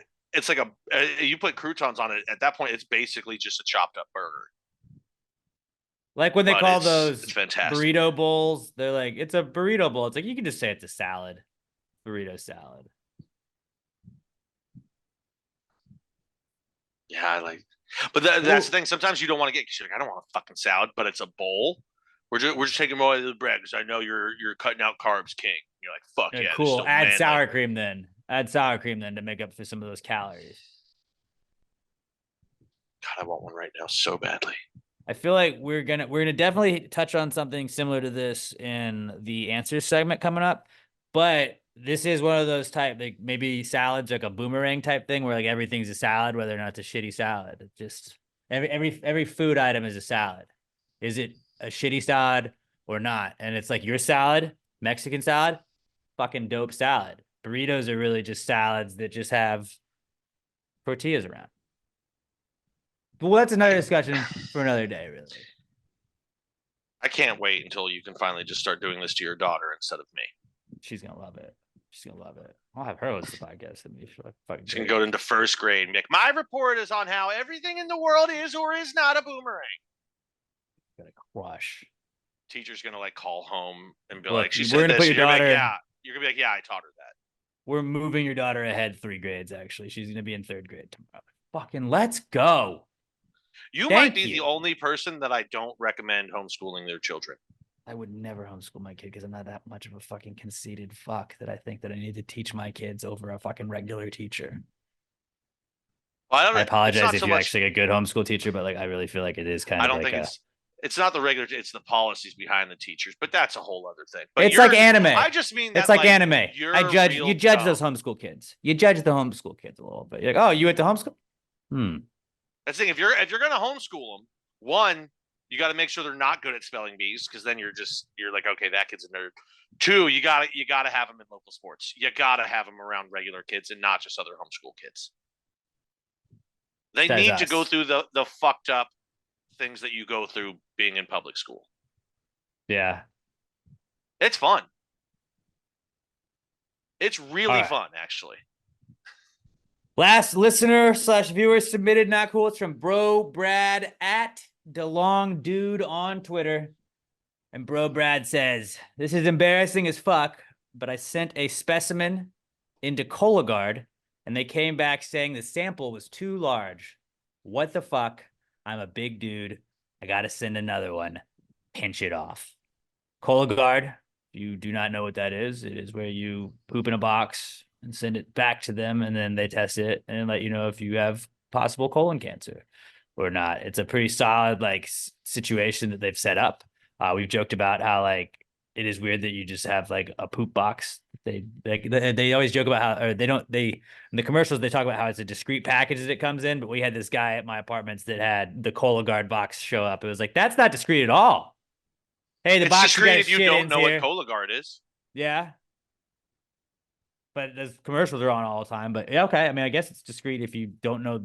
It's like, oh yeah, the Nike shoes are discreet if you don't know what Nike is. Yeah, I was gonna say a box that says dildo on the side is technically discreet if you don't know the word dildo. If you can't read English, you're good.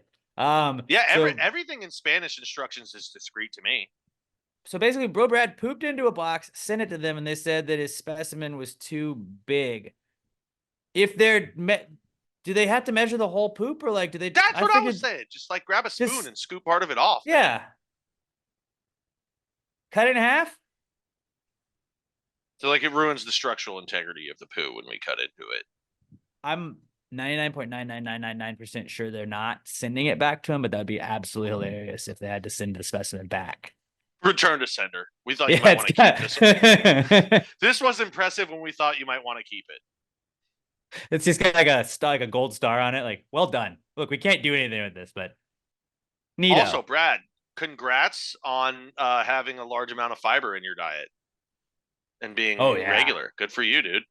I don't have enough. Act like Brad without he's got that fiber going on. He's a good workout guy. If you have workout tips, he was like, yeah, dude, you don't need to do the pre-workout. You do the post-workout. That's how you get better. Here's my question. Say you have like constant diarrhea and you're worried you have colon cancer. How can you send them a sample? Do you have like, if you have diarrhea, can you send a sample to Cologuard? Like, do they take all comers, or is it like, no, dude, you need to eat like 17 fiber pills before you poop in this box? It's got to be solid. I think there's probably rules like that. Yeah. I mean, I always imagine there is, but like, I don't know. I've never seen the inside of the box, so like, I don't know what it's lined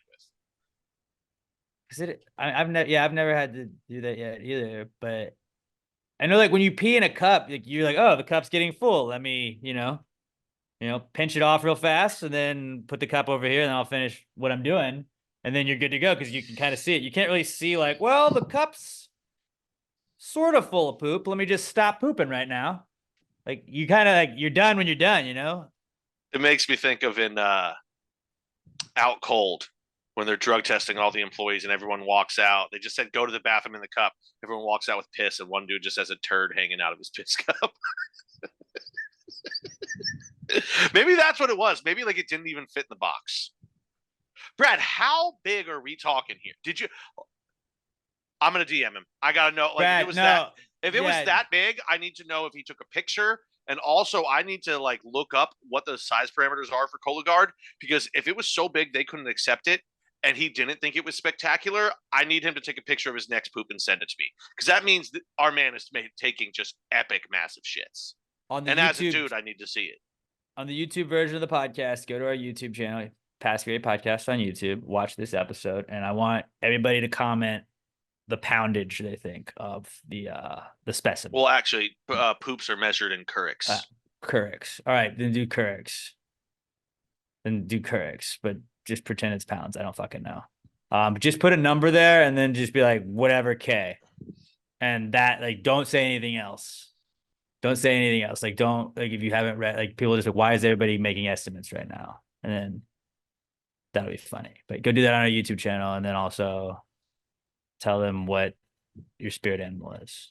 What is your spirit animal? Comment that too. Comment both on all the posts. We want 100 posts. We want 100 comments on our post on our YouTube this year or this week. I just DM'd him asking for a picture of his poop. Yeah, no, Brad will probably send it to you. Brad's a good dude though, and I mean He's that got is bro in his name, and bros Yeah. send their bros pictures of their poop. that's pretty crazy.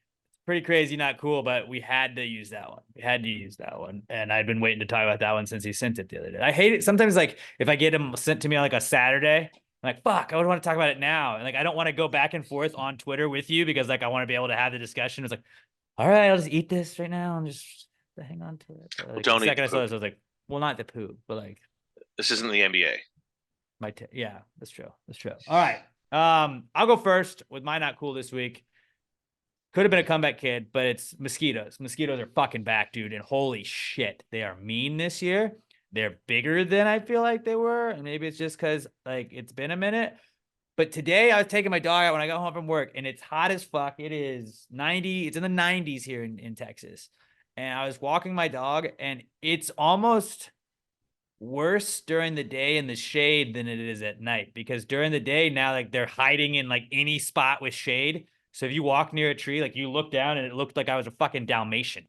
I just had 1,000 fucking mosquitoes and I'm swatting at my leg and my leg looks like a fucking crime scene, bro. There's just, it's bad. I'm going to start having to walk my dog with long pants on. Like having to put like just like pajama pants on and full on shoes instead of flip flops and shit. Like I'm gonna have to wear a jacket to go out there. That's or just put on bug spray. I could also do that too. But fuck mosquitoes. You just forget about them until they show up, and it's that time of year, and it just rained too. So it's like everything. For so much rain. Is fucking like they are loving it. They are fucking loving it right now. And like the grass is just tall enough because it's rained, so they haven't mowed it again. And they're like, oh, cool, we can just hide in this tall grass. Fuck you, Alex. Fuck you walking your dog. I'm just gonna jump on you and suck the fuck out of your blood, dude. Yeah, fuck mosquitoes. They're back and they're a pain in the ass, and I don't like it at all. I saw Raymundo was gonna use that as a not cool too, but shout out to Raymundo. That I was like, this is actually my not cool, and I'm going through this hell right now. As I was replying, I was swatting at fucking those, and now I have like the PTSD where you have like the itch, you get itchy from it when you're walking, and now like I'm just walking around the house, I'm like just swatting myself. I saw a thing the other day. I don't know if this will work. So you put like water in a coffee cup. This is like it's not going to prevent the things, but if you get a bite, you heat it up in the microwave for like a minute. You take a spoon afterwards, you put it in there for like, I don't know, I think they said like 30 seconds to heat up the spoon, and then you rub that on the mosquito bite. And apparently something about like the hotness of it like breaks down the mosquito saliva that's in the skin right there, which causes the swelling, and like erases it. I don't know if it works. It's just a fucking video that I saw online. So try it out, I guess. I'm firmly team inside. I don't deal with mosquitoes as much anymore because I just don't go outside, like unless I'm walking to my car or back into my home from my car. That's it. Now, I did get bit the fuck up the other night because my sister's little asshole piece of shit dog. Like when you let him outside, he goes and he pees or he poops and he comes right the fuck back inside. Unless it's the last one of the day, and then he'll just like hang out and like run around the corner of the house and not want to come back inside, and there's no lights in the backyard, so then you have to go out there. It's 11:30 at fucking night. He doesn't want to move. You're trying to corral him back towards there. He's trying to bite you because you're trying to move it, and then you're just like, yeah, mosquitoes are destroying my ankles. Yeah, and I mean, really, like you've definitely probably experienced mosquitoes in the last week if you live in Texas and you've been in grass at all at night. Or any I want to know why they just go for my ankles. Everywhere. Dude, they get all over. Like I had one like right here on my face that I had to swat out. Dude, they don't do my upper body. Like occasionally I might get one on the arm, but if I have one on my arm, it means I've got 11 on my legs. Specifically the ankles. It's always been that way. I don't get it. No hair. It's just a clean shot.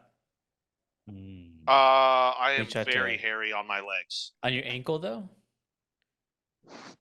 I mean, Your ankle probably has less hair. Yeah, that's not a like, hairy ankle. Yeah, like right at my not ankle, very like there's hairy. no hair. well, I Like, mean, it's also a bright Yeah, light, it's so not- you can't see it as much. not There's very a little hairy. less hair, but like, hold on, I can swing the leg back that way. I don't know, dude. Like, I got hair all the way down my legs, but it's like, it's not where the hair stops and then you have that like big bone. It's like they get right above where the hair is. I guess I have delicious ass ankles. we always Maybe say that's about- what it's just all the sweat that rolls down my body. It's like, you know, dogs like to lick your hand or whatever when you're sweaty because of the salt. Maybe it's all the salt that's just dripping down my body to my ankles at all times. It might be. I don't know, dude. But it's brutal. They got to get the trucks coming back around. They usually do that in the summers. They'll have those just gas trucks. I actually love the sound of those. I do, as long as it's not all night. I actually find it kind of soothing. As long as it's not in the parking garage next to me at night. Did I'm they fine with finish it. it over the weekend? The If they did, they were quiet about it. I haven't seen them back, so I was riding high on that all week. Fine. This is like that Kevin meme. He's like, it just feels good to win one. The enemy of my enemy is my friend. And now they see me now. She's like, "What's up, Alex?" I'm like, "What's going on, Lori? What's up?" Now we're tight. See, if you would have just been cool this whole time, I could have been this nice to you. Yeah. Yeah, we could have fucking solved all the world's problems. What do you guys have for not cools? I was trying to race home yesterday to make it in time for puck drop for the Bruins, and I almost missed it. I made it, but it was close because I missed the red light down the street from my house because the 3 cars in front of me all weren't paying attention. And people might be like, no, Pat, it was probably just the front car. And like, that's why there was a bunch of space. And then they were holding up the 2. No, there was a bunch of space before that car. They were probably on their phone, looked up, saw it was a green light. They went. The car behind them did the same thing. And the car behind them, who was directly in front of me, did the same thing. Easily should have made this green light.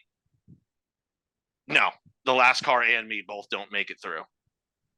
I was shaking my car. I was yelling and so pissed off. I was yelling so loud. Like I could feel my car shaking back and forth. I'm slamming my fucking steering wheel, like not the horn, but hitting the steering wheel.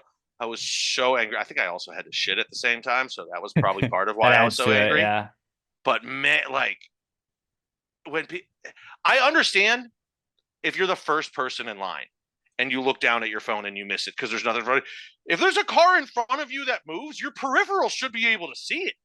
There's no excuse. I'll do it. If I'm not the first person in line, I'll be fucking around my phone, not even looking out my window because I know I can see the car in front of me when they. I always like to hold it up a little bit, so then you kind of have to have it in your peripheral. Sometimes I do, but like that's even in the background. But like even if I've got it down, it's a car in front of you. It's a 3-ton vehicle. You can fucking see when it moves. I was so mad. I wanted to get out and spit on the guy's window in front of me, but I was like, I'm not. Don't do that. I'm not doing. Well, also where it was is if I were to open my car door, I would be in oncoming traffic at that point because I was making a left. So like it wasn't really an option. Yeah. But it's just shitty fun. I feel like I haven't had a shitty driver one in a while. I feel like I've wanted to be in oncoming traffic probably like every day of my life. I think about it Yeah. daily. Yeah, directly after games 2, 3, and 4 of the Bruins hockey. Yeah. I like wanted to walk into traffic every fucking time.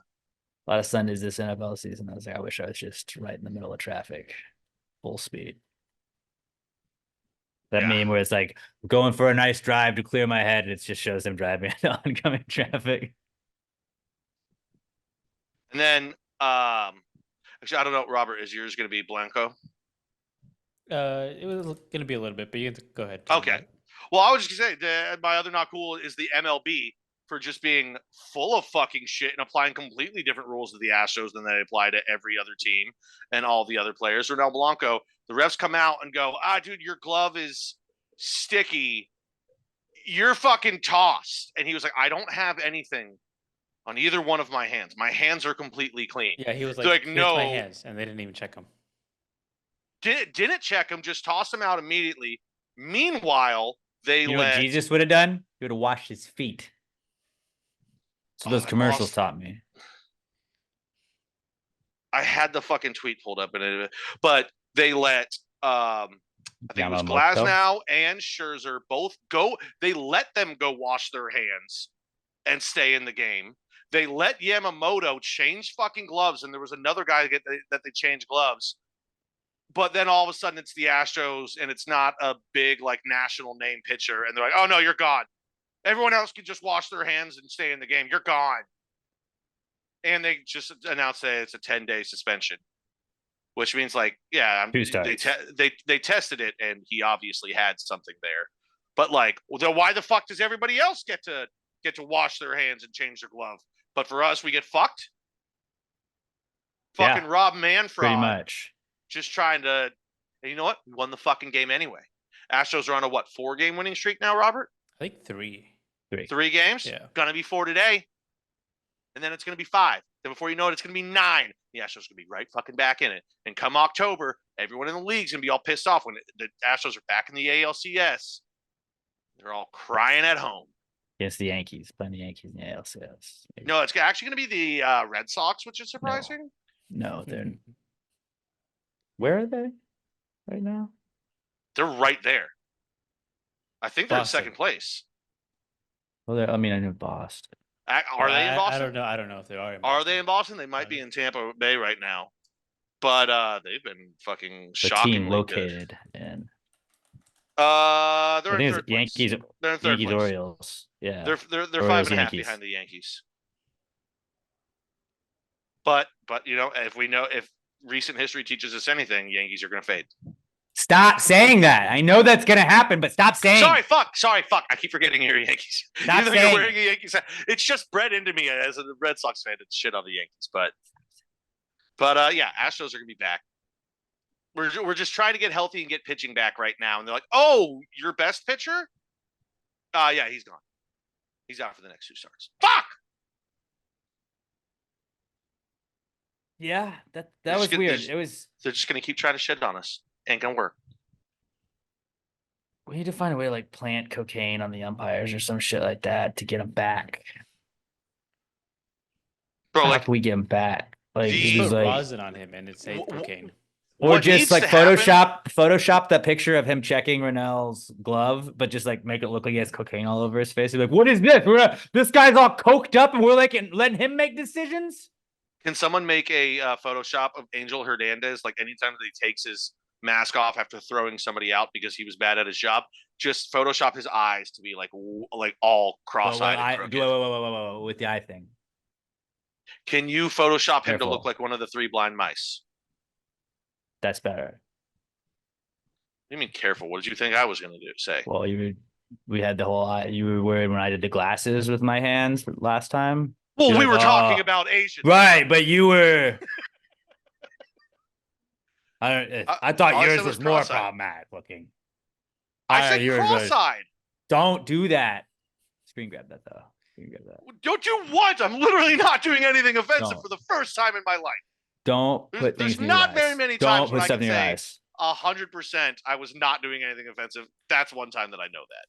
But, Really? the What players with the Astros mega fans? contracts need to start shit talking the umpires and just take the fines. After an Angel Hernandez game, they just need to be like, whoever's making $130 million on their contract just needs to be like, yeah, he fucking sucks ass. He's bad at his job. We all know it. It's all over the internet. He can't do the job, but because he's in a fucking union, there's nothing we can do to remove him, even though he's negatively impacting games at the highest level that this sport is played at in the world. And they'll say yes. Did you see also this week that another manager, the Marlins manager, almost got ejected, or he did get ejected for something a fan yelled at the umpire, and they looked at it and were like, "Okay, no, you're right, you can stay." But like, they almost had an Aaron Boone again, where the fan was just yelling right above the dugout, and like for things like that, I've never seen the umpires reverse their decision. That's crazy. Yeah, Yeah, I never seen that either. well, because they were like, we looked like idiots after the first one. Maybe the second time we got to be like, you're right. Yeah, that's on us. But what Astros fans need to do is now every time shit like this happens, just like Photoshop whatever the umpire's face is into like that the Al Pacino or the Scarface cocaine meme, and just be like, this is who you're gonna let call games in MLB. This doper over here, and then just slander people. That's what the internet's for. Or put their face on Crazy Eyes from Big Daddy. Or that's just the eyes that I was thinking. Photoshop them in a picture with P. Diddy. Angel Hernandez hanging out with P. Diddy? Wow. On Epstein's Island. Yeah. So just start doing those things. That's how you get these umpires back. Those are completely rational things. I can't wait. It should be next year. It won't be. It'll probably be the year after for not, robot umpires, but they'll have the review system in place that takes so quick. And I just can't wait for a player to call the review on Angel Hernandez, have it be deemed that it was a strike, and have them look at Angel Hernandez and then have him throw them out for looking at him. You didn't have to do that. You didn't have to look at me, which he did yesterday. A player looked at him and they threw him out. But yeah, what's going to happen. He's going to be called out for being wrong, and then he's going to toss the player for calling him out for being wrong. I always feel like they should have to do, like, there should be a little bit more shame in that kind of stuff where you're like, they should have to do post game. Well, like I always thought that in soccer, when they have VAR, video assisted referee, and like they're like, that wasn't a goal, and they look back at it like, you know what, that was a goal. I always feel like the referee should have to come on the mic and be like, I would like to say that I'm sorry, number 14, that I said that was a no goal. I would like to apologize. I was wrong. I think that would just go a long way. Just having to admit that you're wrong. Like Angel Hernandez being like, you're right. That was absolutely 4 feet outside the strike zone. He would never admit it. He would never admit it. Force him to. That's why you got to make him. That's why I can't wait for the next time the umpires have to do their CBA. Like the league just needs to go, okay, you guys have to be available to the press after the game. That's the rules now. And they're going to go, no. And Major League Baseball is going to go, okay, then we'll take robot umpires. You literally have no leverage anymore ever again. You have to do whatever we say, and bottom 10% get fired every year. What was the New York mayor? What did he say? Eric Adams. Oh, make them all lifeguards. Maybe we could use some immigrants to make umpires too. Oh, that too. Would you rather be a lifeguard or an umpire? Actually, I'd rather be a lifeguard. I'm gonna get yelled at if I'm an umpire. I mean, they all came to America, I would never so want to be an umpire. They're good at making choices. That like umpire is a job that like I feel like referees are different in like football and stuff because it's like, yeah, you just want to help out. Like an umpire, you get so much control. And I feel like people that want to be umpires and people that want to be like politicians, like something's up with this guy. Always keep an eye out for that guy. Like, why did you want to be an umpire, huh? What made you want to be an umpire? Like that guy? You just get all that say, like, fuck that guy. I mean, it is a job where it just gets shit on constantly. Right. But you get to be umpiring major league games every day. So that's why. That's pretty sweet. Yeah, but the problem is most of them just aren't. Like, I've always thought it would be fun to umpire like a weekend of little league games.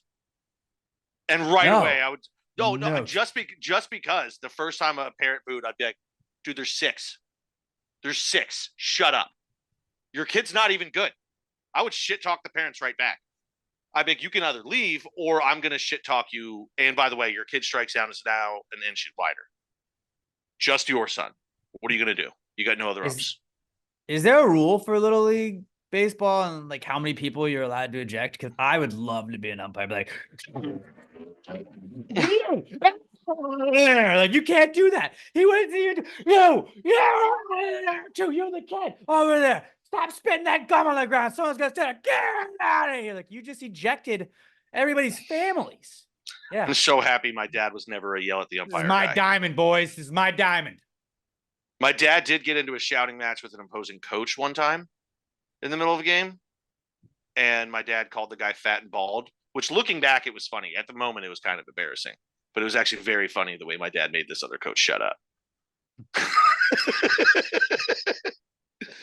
But yeah, if you guys have kids that are going to play sports or they are playing, don't yell at the umpire. It's a fucking volunteer who's making like $20. Actually, I have no idea. I made that number up, but like, dude, it's kid sports. Your kid's not going pro. Don't worry about it. And if they are going pro, a bad umpire is not going to stop that from happening. But I have my son's team -1.5, and that shit call I didn't cover. I'm allowed to be mad. Dude, I never even thought about. I would totally be gambling on the games. Just walk over to the other side, be like, "Hey, do any of you guys want some action?"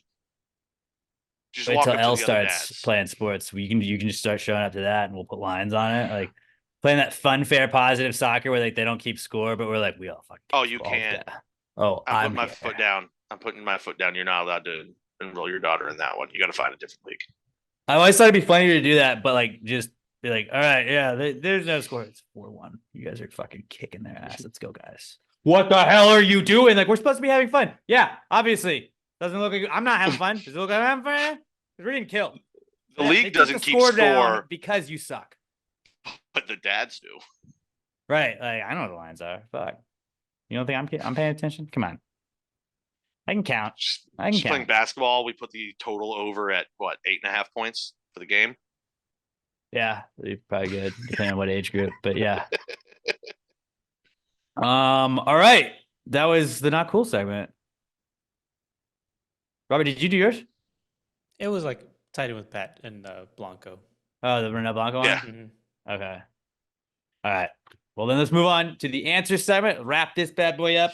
We start the podcast every week with the Precome segment. We pitch ideas. We ask any questions we have. If you have any, drunk thoughts throughout the week, business ideas, anything you saw online you want our opinion on, you want relationship advice, parenting advice, anything like that at all, any questions or concerns, at Passing Grade Pod, use the hashtag PTG Answers. That's how we find them. You can also email them to us, passinggrade@gmail.com. But Twitter is the best way to find us, at @passinggrade, hashtag PTG Answers. And if you're listening to this right now, I will be recording the Breaking Glass in case of emergency when Emma goes into labor podcast. I'm recording that this Saturday. So if you have any questions, like we'd like you to stockpile some questions so maybe I can use some of those for that episode that'll come out when Emma has the baby. We had to take a week off. But just send those questions in, hashtag PTG Answers, at Passing Grade Pod on Twitter. This is the answer segment. Well, if you just answer the question, why don't you just answer the question? Be honest, no big deal. Yeah, answer the question. Don't change the subject, just answer the fucking question.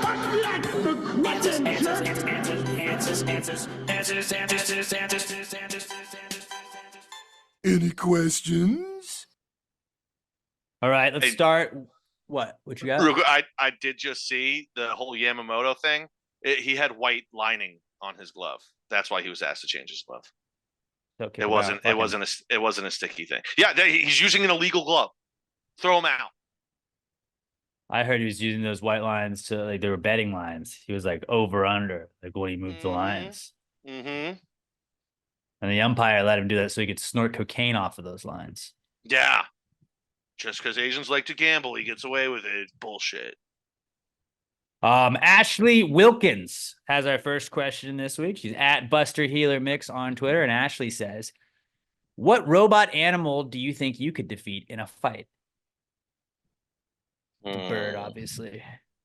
I could take any robot bird, any real bird. any robot bird. That's a drone. I could fuck up a drone.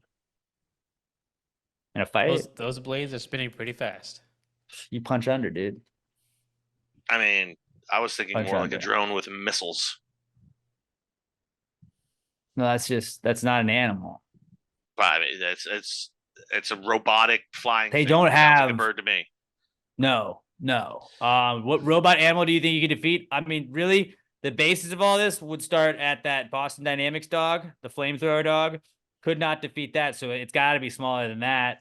But the but the robot dog that doesn't have the flamethrower, I could take that. No.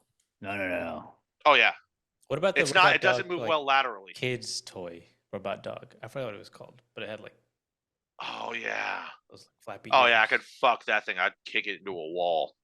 I could do like a robot rat. I think that's about as big as I could confidently feel like I could take out. a Regular robot rat or New version York of it. rat? Either. I was gonna say like a robot frog. I could fuck up. Yeah, you stomp the fuck out of it. Yeah. If I can Robot cat. throw, I gotta be able to pick it up and smash it as hard as I can. And I feel like I could do that with a robot rat. The robot bird, I mean, just again, this is always my defense. I'll just punch the fuck out of that thing out of the air. Like it can come at me all at once. I'm fucking taking it down, and once it's not able to fly anymore, game over. I have won. It's a robot. It's made out of metal. You can't just punch metal. You can. You can't. You'll break your hand. That's fine. I won't feel anything due to the adrenaline. I'm here to kill. I'm here to kill. As someone who might have broken their wrist one time on a punching machine and then hit the bag again, I guarantee you're going to feel it the second time. I could get, no matter how drunk you are or how much adrenaline's going through there, you're going to feel it. I think I could take a rat. I could take a robot. What's It's the rat biggest size. one? The dog, the Boston Dynamics dog, I think is like the biggest you can even argue, and you can't beat it. You wouldn't beat it. They're Yeah, too dude, you good. just got side to side. It doesn't move well laterally. No, you just got to they get on the fixed side that. and tip it over. You haven't seen the new ones. They fixed it. They're fucking. We're fucked. Tell you what, that robot that they have that dances and does black, I could take that one out while it's doing a backflip. I just knock it over and then sit on it. Robert, what do you think? It's got to be something small. I'm thinking like a grasshopper. You just stomp it. Yeah. It's so small though, you might not see it coming. That's why I was gonna say like a robot mosquito, but it's gonna have a little needle on its neck that it's gonna fucking get you. So you got to go a little bigger than that. Like So I'm saying grasshopper, I think is too small. It can get you without you knowing it's there. Like rat is big enough to where you could see it and stomp it. Robot turtle. I could fuck up a robot turtle. Oh yeah, I would stomp the fuck out of a robot turtle. I just flip it over and walk away. Yeah. Spin it around. I'd Get poop all in its shell. discombobulated. So we're gonna go turtle, A robot Galapagos turtle. Those things are huge. That's a tortoise. That's what I turtle would. and rat. I think like Ashley sent us. It was a snake. It was a robot snake. I don't. Yeah, I didn't trust like it. that. I don't like that at all. They can because it's got the robot ability. They can like move too fast. Like I'm not gonna fuck with that. Bird though, robot bird, I'm fucking it up. Robot rat, fucking it up. Robot Tortoise. turtle, fucking it up. Yeah. All right, great question, Ashley. Great question. What do we got next? Dave T's at PPWL1 on Twitter, and he says, "Why are humans the only animals that need to wipe their ass?" Technically, we don't need to, I guess.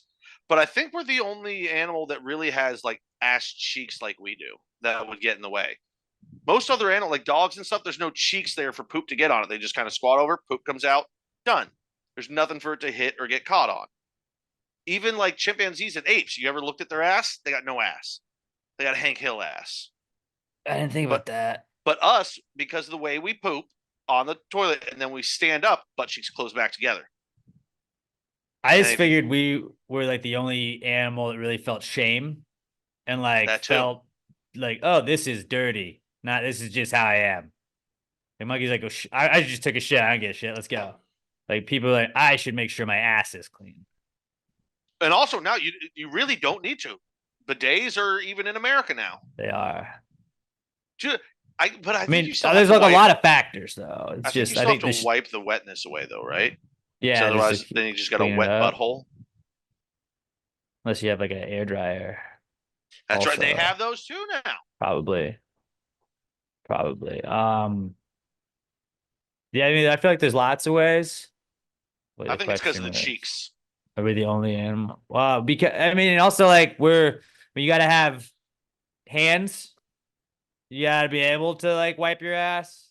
A lot of animals, that's not a possibility for them. So they're ruled out. And then you got to be able to like have enough shame to be like, I can't just walk around with a shitty ass all day to do it. And most other animals don't give a fuck.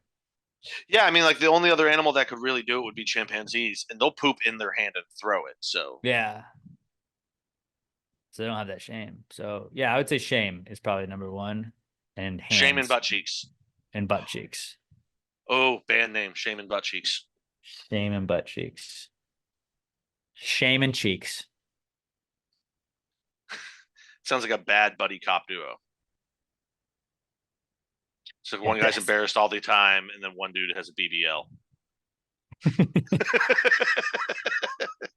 Good question, Dave. The next one's from Alex. Oh, he's at Alex McThunder1 on Twitter, our reigning MVP from the Gravies Awards last year. Alex O gives us our power rankings for the week. Yeah, we always tell you, if you give us 5 similarly related things and we will power rank the fuck out of them, we're better than everyone in the world at power ranking things.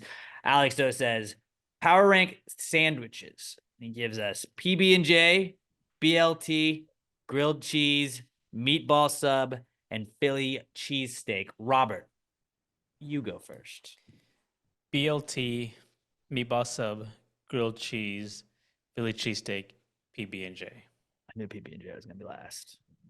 It's like not even a sandwich. It is a sandwich.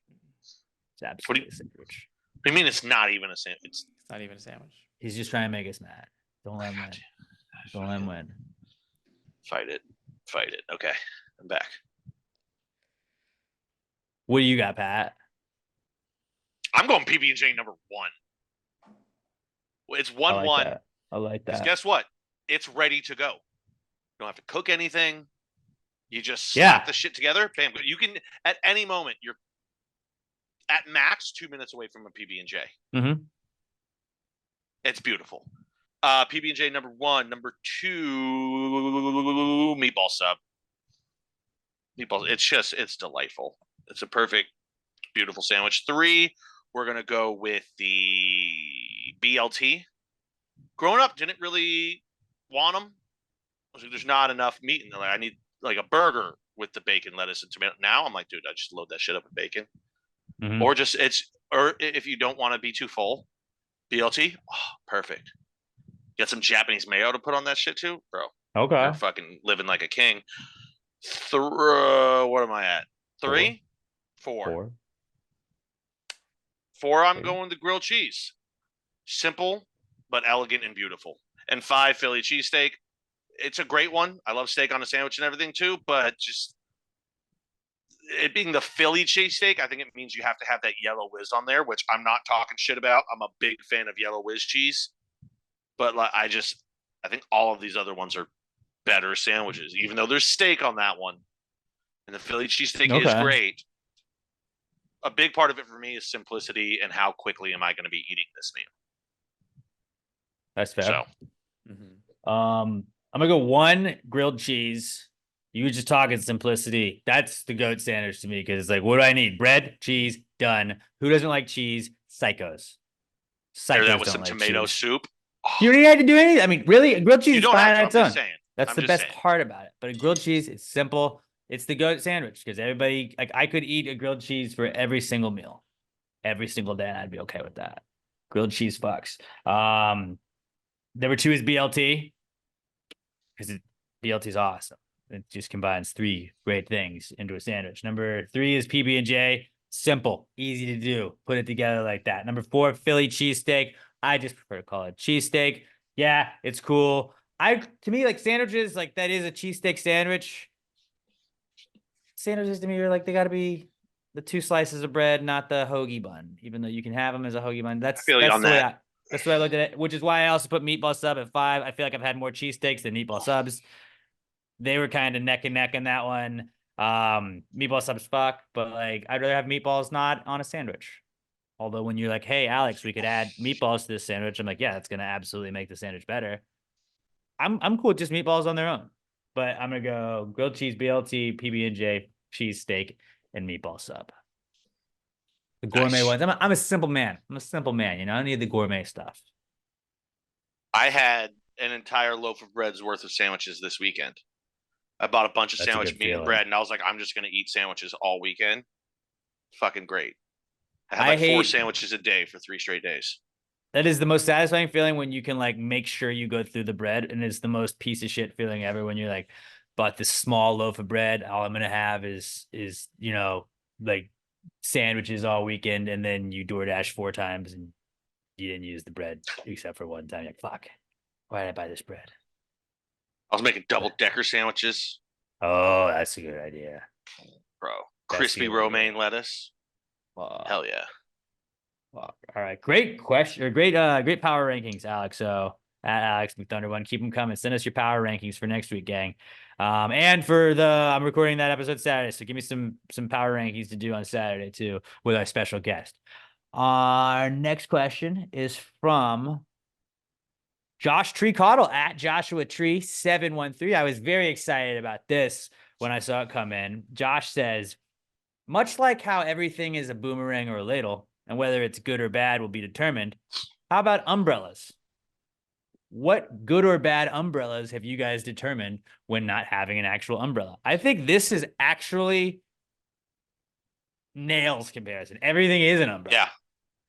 This one, I I'll can argue actually this fuck one with. is not. Yeah, everything in the world is an umbrella, whether or not it's a good umbrella. That is up for debate. Name anything, Robert, and I'll tell you: shitty umbrella or bad umbrella, or Frying good pan. umbrella. I mean. Decent umbrella. That's the exact word I was going to say was decent. You know what the best not umbrella is? Trash bag.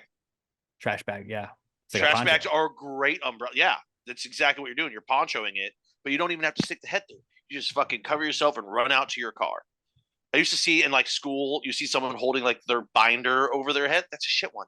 You're literally, everything else is getting wet. You just don't want the top of your head wet, and your hair is still getting wet, by the way. Just you're barely covering your head. That's a bad umbrella. Newspaper. Backpack, decent umbrella. Mid. Newspaper, bad. Mid. Most Depending on the rain. newspapers are shit material. It's just gonna go right That's through true. it. Yeah, that would be bad. Colander. Colander, bad. bad umbrella. Yeah, lots of things are. It's very porous.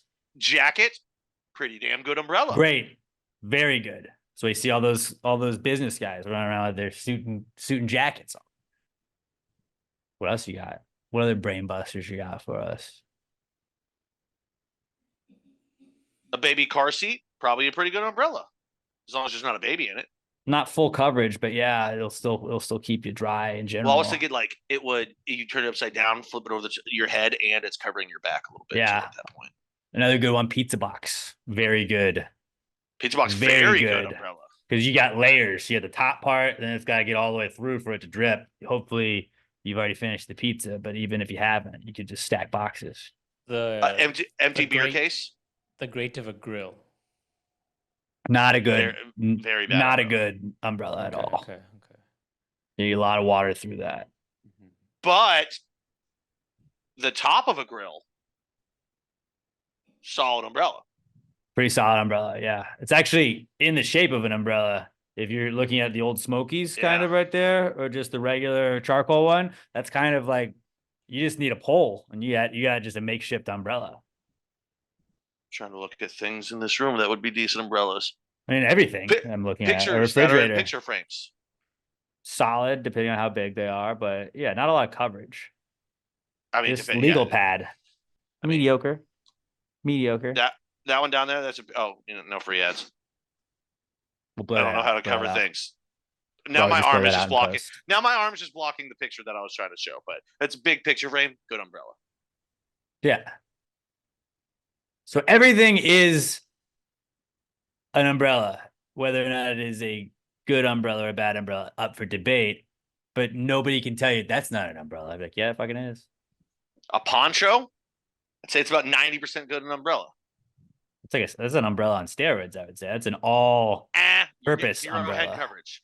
90% of your body's covered, but not your head. That's why. Have you ever seen a poncho? They got a hood, bro. They all come with hoods. No. You're thinking of rain ponchos. I'm thinking of traditional Mexican ponchos. Well, yeah, those are bad. Those are not good. I mean, not good it's umbrellas. It's going to keep most of your body wet. A little bit on the sides and your head are going to get wet, but your body's going to stay pretty much dry. So yeah, everything is an umbrella. Great question, Josh Tree. In the future, if you would like to say, just give us an item and say good or bad umbrella, we will tell you good umbrella or bad umbrella. Like that's exactly. Let's make this our boomerang thing. Come on, like I don't know let's if we need work to it do on into that. there. We should. Boomerangs and ladles. They had their run, but now I think it's umbrellas time. It's umbrella season. You know what I'm Carmack saying? could be a halfway decent one in a Oh, pinch. Carmack would be a great umbrella. It's got that. It's like rubberized. Not gonna seep Well, it through. depends. Not all. Mine has a little bit of cloth on Oh. it, so it is gonna get a little bit wet. But some people have those like preformed, especially the rigid ones. Oh, great umbrella. Yeah. Yeah. Umbrellas, dude. Shout out to umbrellas. A restaurant sheet pan would be a pretty good one too. I'm just thinking of all the A lot of this whole time. I've just been thinking of things that are inside when I'm at work. pans would be really good umbrellas Yeah. in general. Great question, Josh Tree. Great question, buddy. Our final question, we'll end it on this one. This is from Raymundo Benavides. He's at Kmundo B on Twitter. And he says, if you could have any superpower you wanted, but you had to give up orgasms forever, would you do it? No. Dude, if you can't come, literally, what is the point of life? Just put that on a quote card. Yeah. I mean, think about it, Alex. Would you trade a Super Bowl for the chance to ever have a kid again? Because if you don't orgasm, you ain't having a kid. Oh, fuck.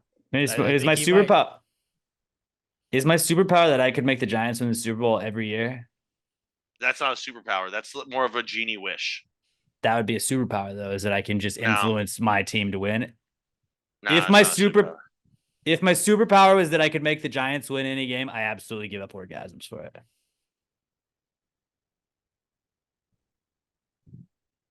So either you're, in that case, you're either just condemning yourself to a life of blue balls, or you're just never touching your wife again. So you're choosing divorce, is what you're choosing. You would rather get divorced from Emma if you can could just still have let the sex, though. Giants win. It might actually be better for them. But then he's just gonna be blue balled the whole time, his whole life. You think he's gonna keep But doing that? Are you blue balled if your team is the world champions? Because I think Yes, because your balls are swollen and in pain. And you just can't come. That would be like the worst.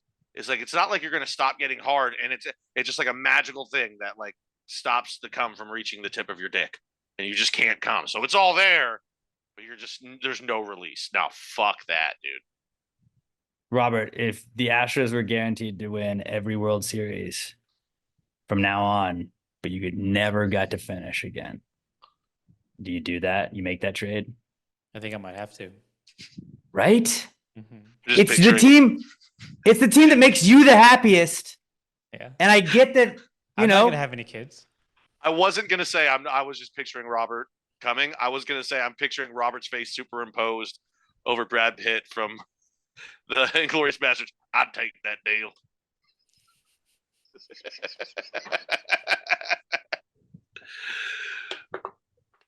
Oh Pat, yeah, no, I'm not taking. you're not that deal, doing dude. it.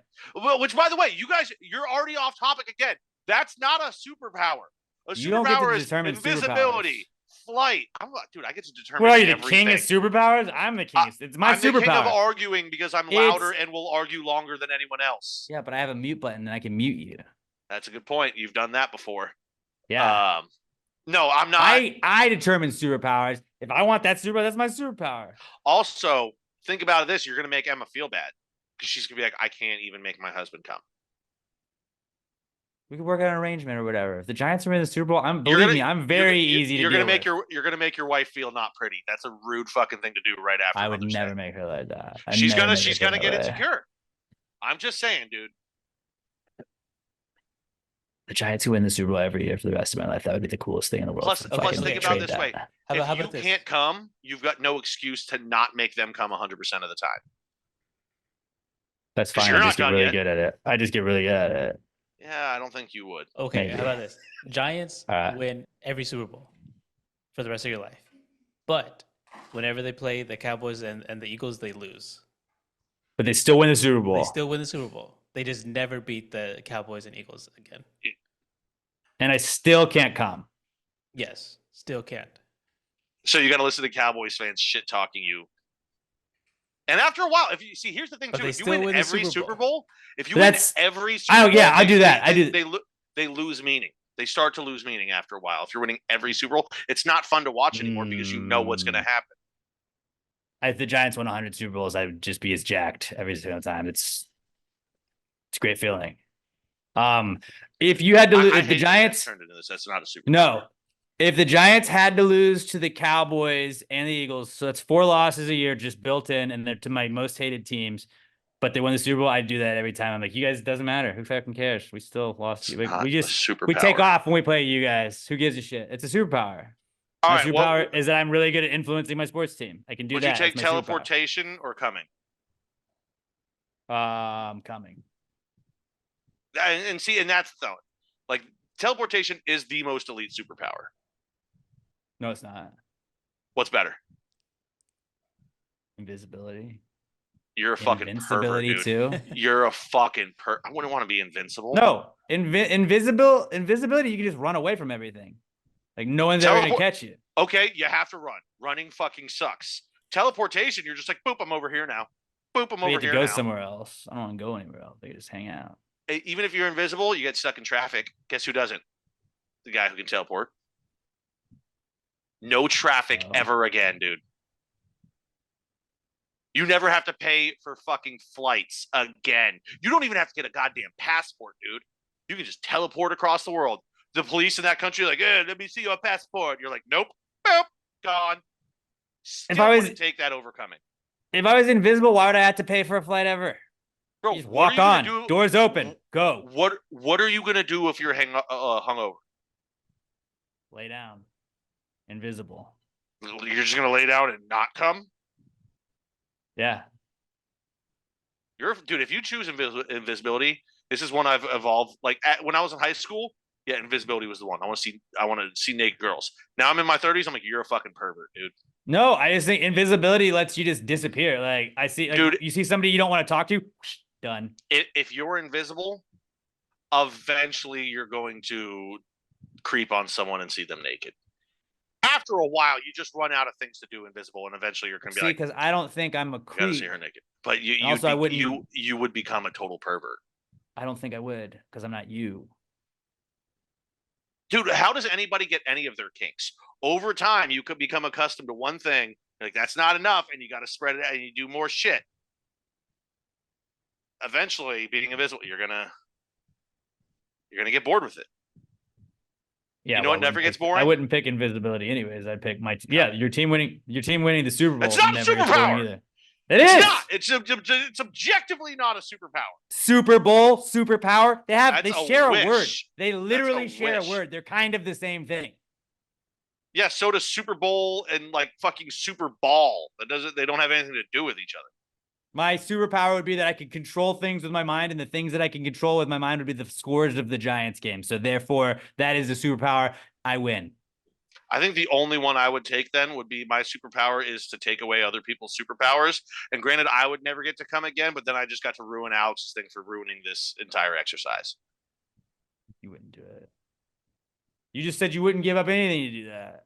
Actually, here's exactly what would happen. You give up for constant Super Bowls. Then I give up coming to be able to stop you from getting that. And then since I can't come, I fucking kill myself. But then I get my powers back because you're not there, and that's the one thing holding my powers back. So you're Or in not there to case we're stop going to my put this powers. online, I unalive myself. You already said it. In case. He's actually a Boeing you whistleblower. but you think we're going to clip that part? No. I meant as a clip, Robert. God. Definitely nobody clipped that. Use that lump 3 feet above your ass, okay? I would give up orgasms It's not a fucking super. for my Super Bowl or for my superpower. I And still so would want it. Robert. Pat would not. I want the chase. That's fine. I want one thing. Like, just do you have Then any again, idea? I've got a like- good team every year, though, so I'm not used to what you go through. So that was In your me. lifetime, That was how many? That was how me. many? That was me. Okay. I'm sorry. They won how many In Super my Bowls in your lifetime? lifetime? Your lifetime? 2. Okay, cool. Mine's won 3. So that's crazy. That's more. You're good all the time. All right. Doesn't matter if you're good all the time. Do you win all the time? Do you win all the Soupies? Doesn't matter. The New England Patriots were 18-0 one time. They didn't if win I get- nothing. bro, if I keep the streak of, well, actually, no, that's not how the streak went. I was going to say one Super Bowl every decade, but The Giants have that. We're coming up on that. Since the 80s, the Giants have won the Super Bowl every decade, once at least. Fucking stoked about it. The Packers didn't. We missed either the 2000s or the 2010s, depending on which you count the 2010 Super Bowl in which decade. Giants won, or the Giants have, yeah, they've 86, 91. They went 2001, didn't win, then 2007, 2012. And so you said 3, and I was like, I don't believe I forgot about 91. Yep. Yep.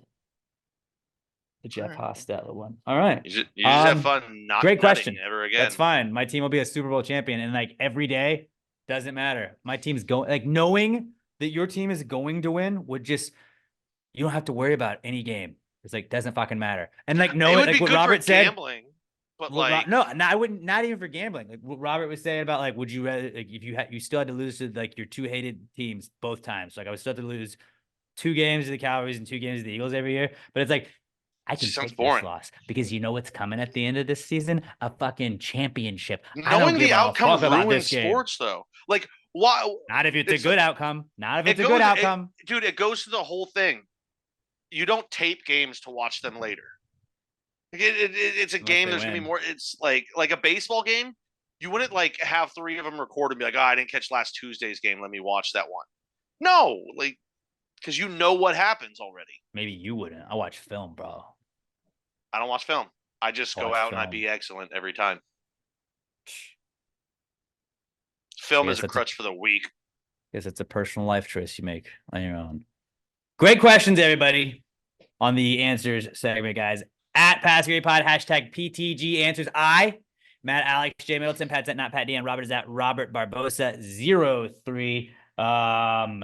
Give us a follow on all of those. Make sure you subscribe to the YouTube channel. If you are you're chatting with a friend, be like, hey, check out this cool podcast. You should go subscribe to it. Just get them to subscribe to it, and then maybe get them to hit play on it too. And then yeah, if you're watching us on YouTube, go hit play on the audio version. If you're listening to us, go hit play on the YouTube version as well. Help us get the clicks on both sides. Make sure you subscribe to the YouTube channel and that you're following us on all socials. You guys are the best.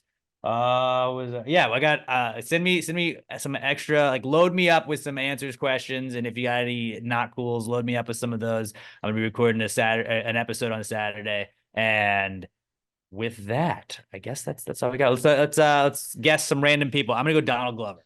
Donald Glover is my random celebrity that I will guess. Comment your random celebrities in the comments too on the YouTube. What'd you say? Fernando Valenzuela.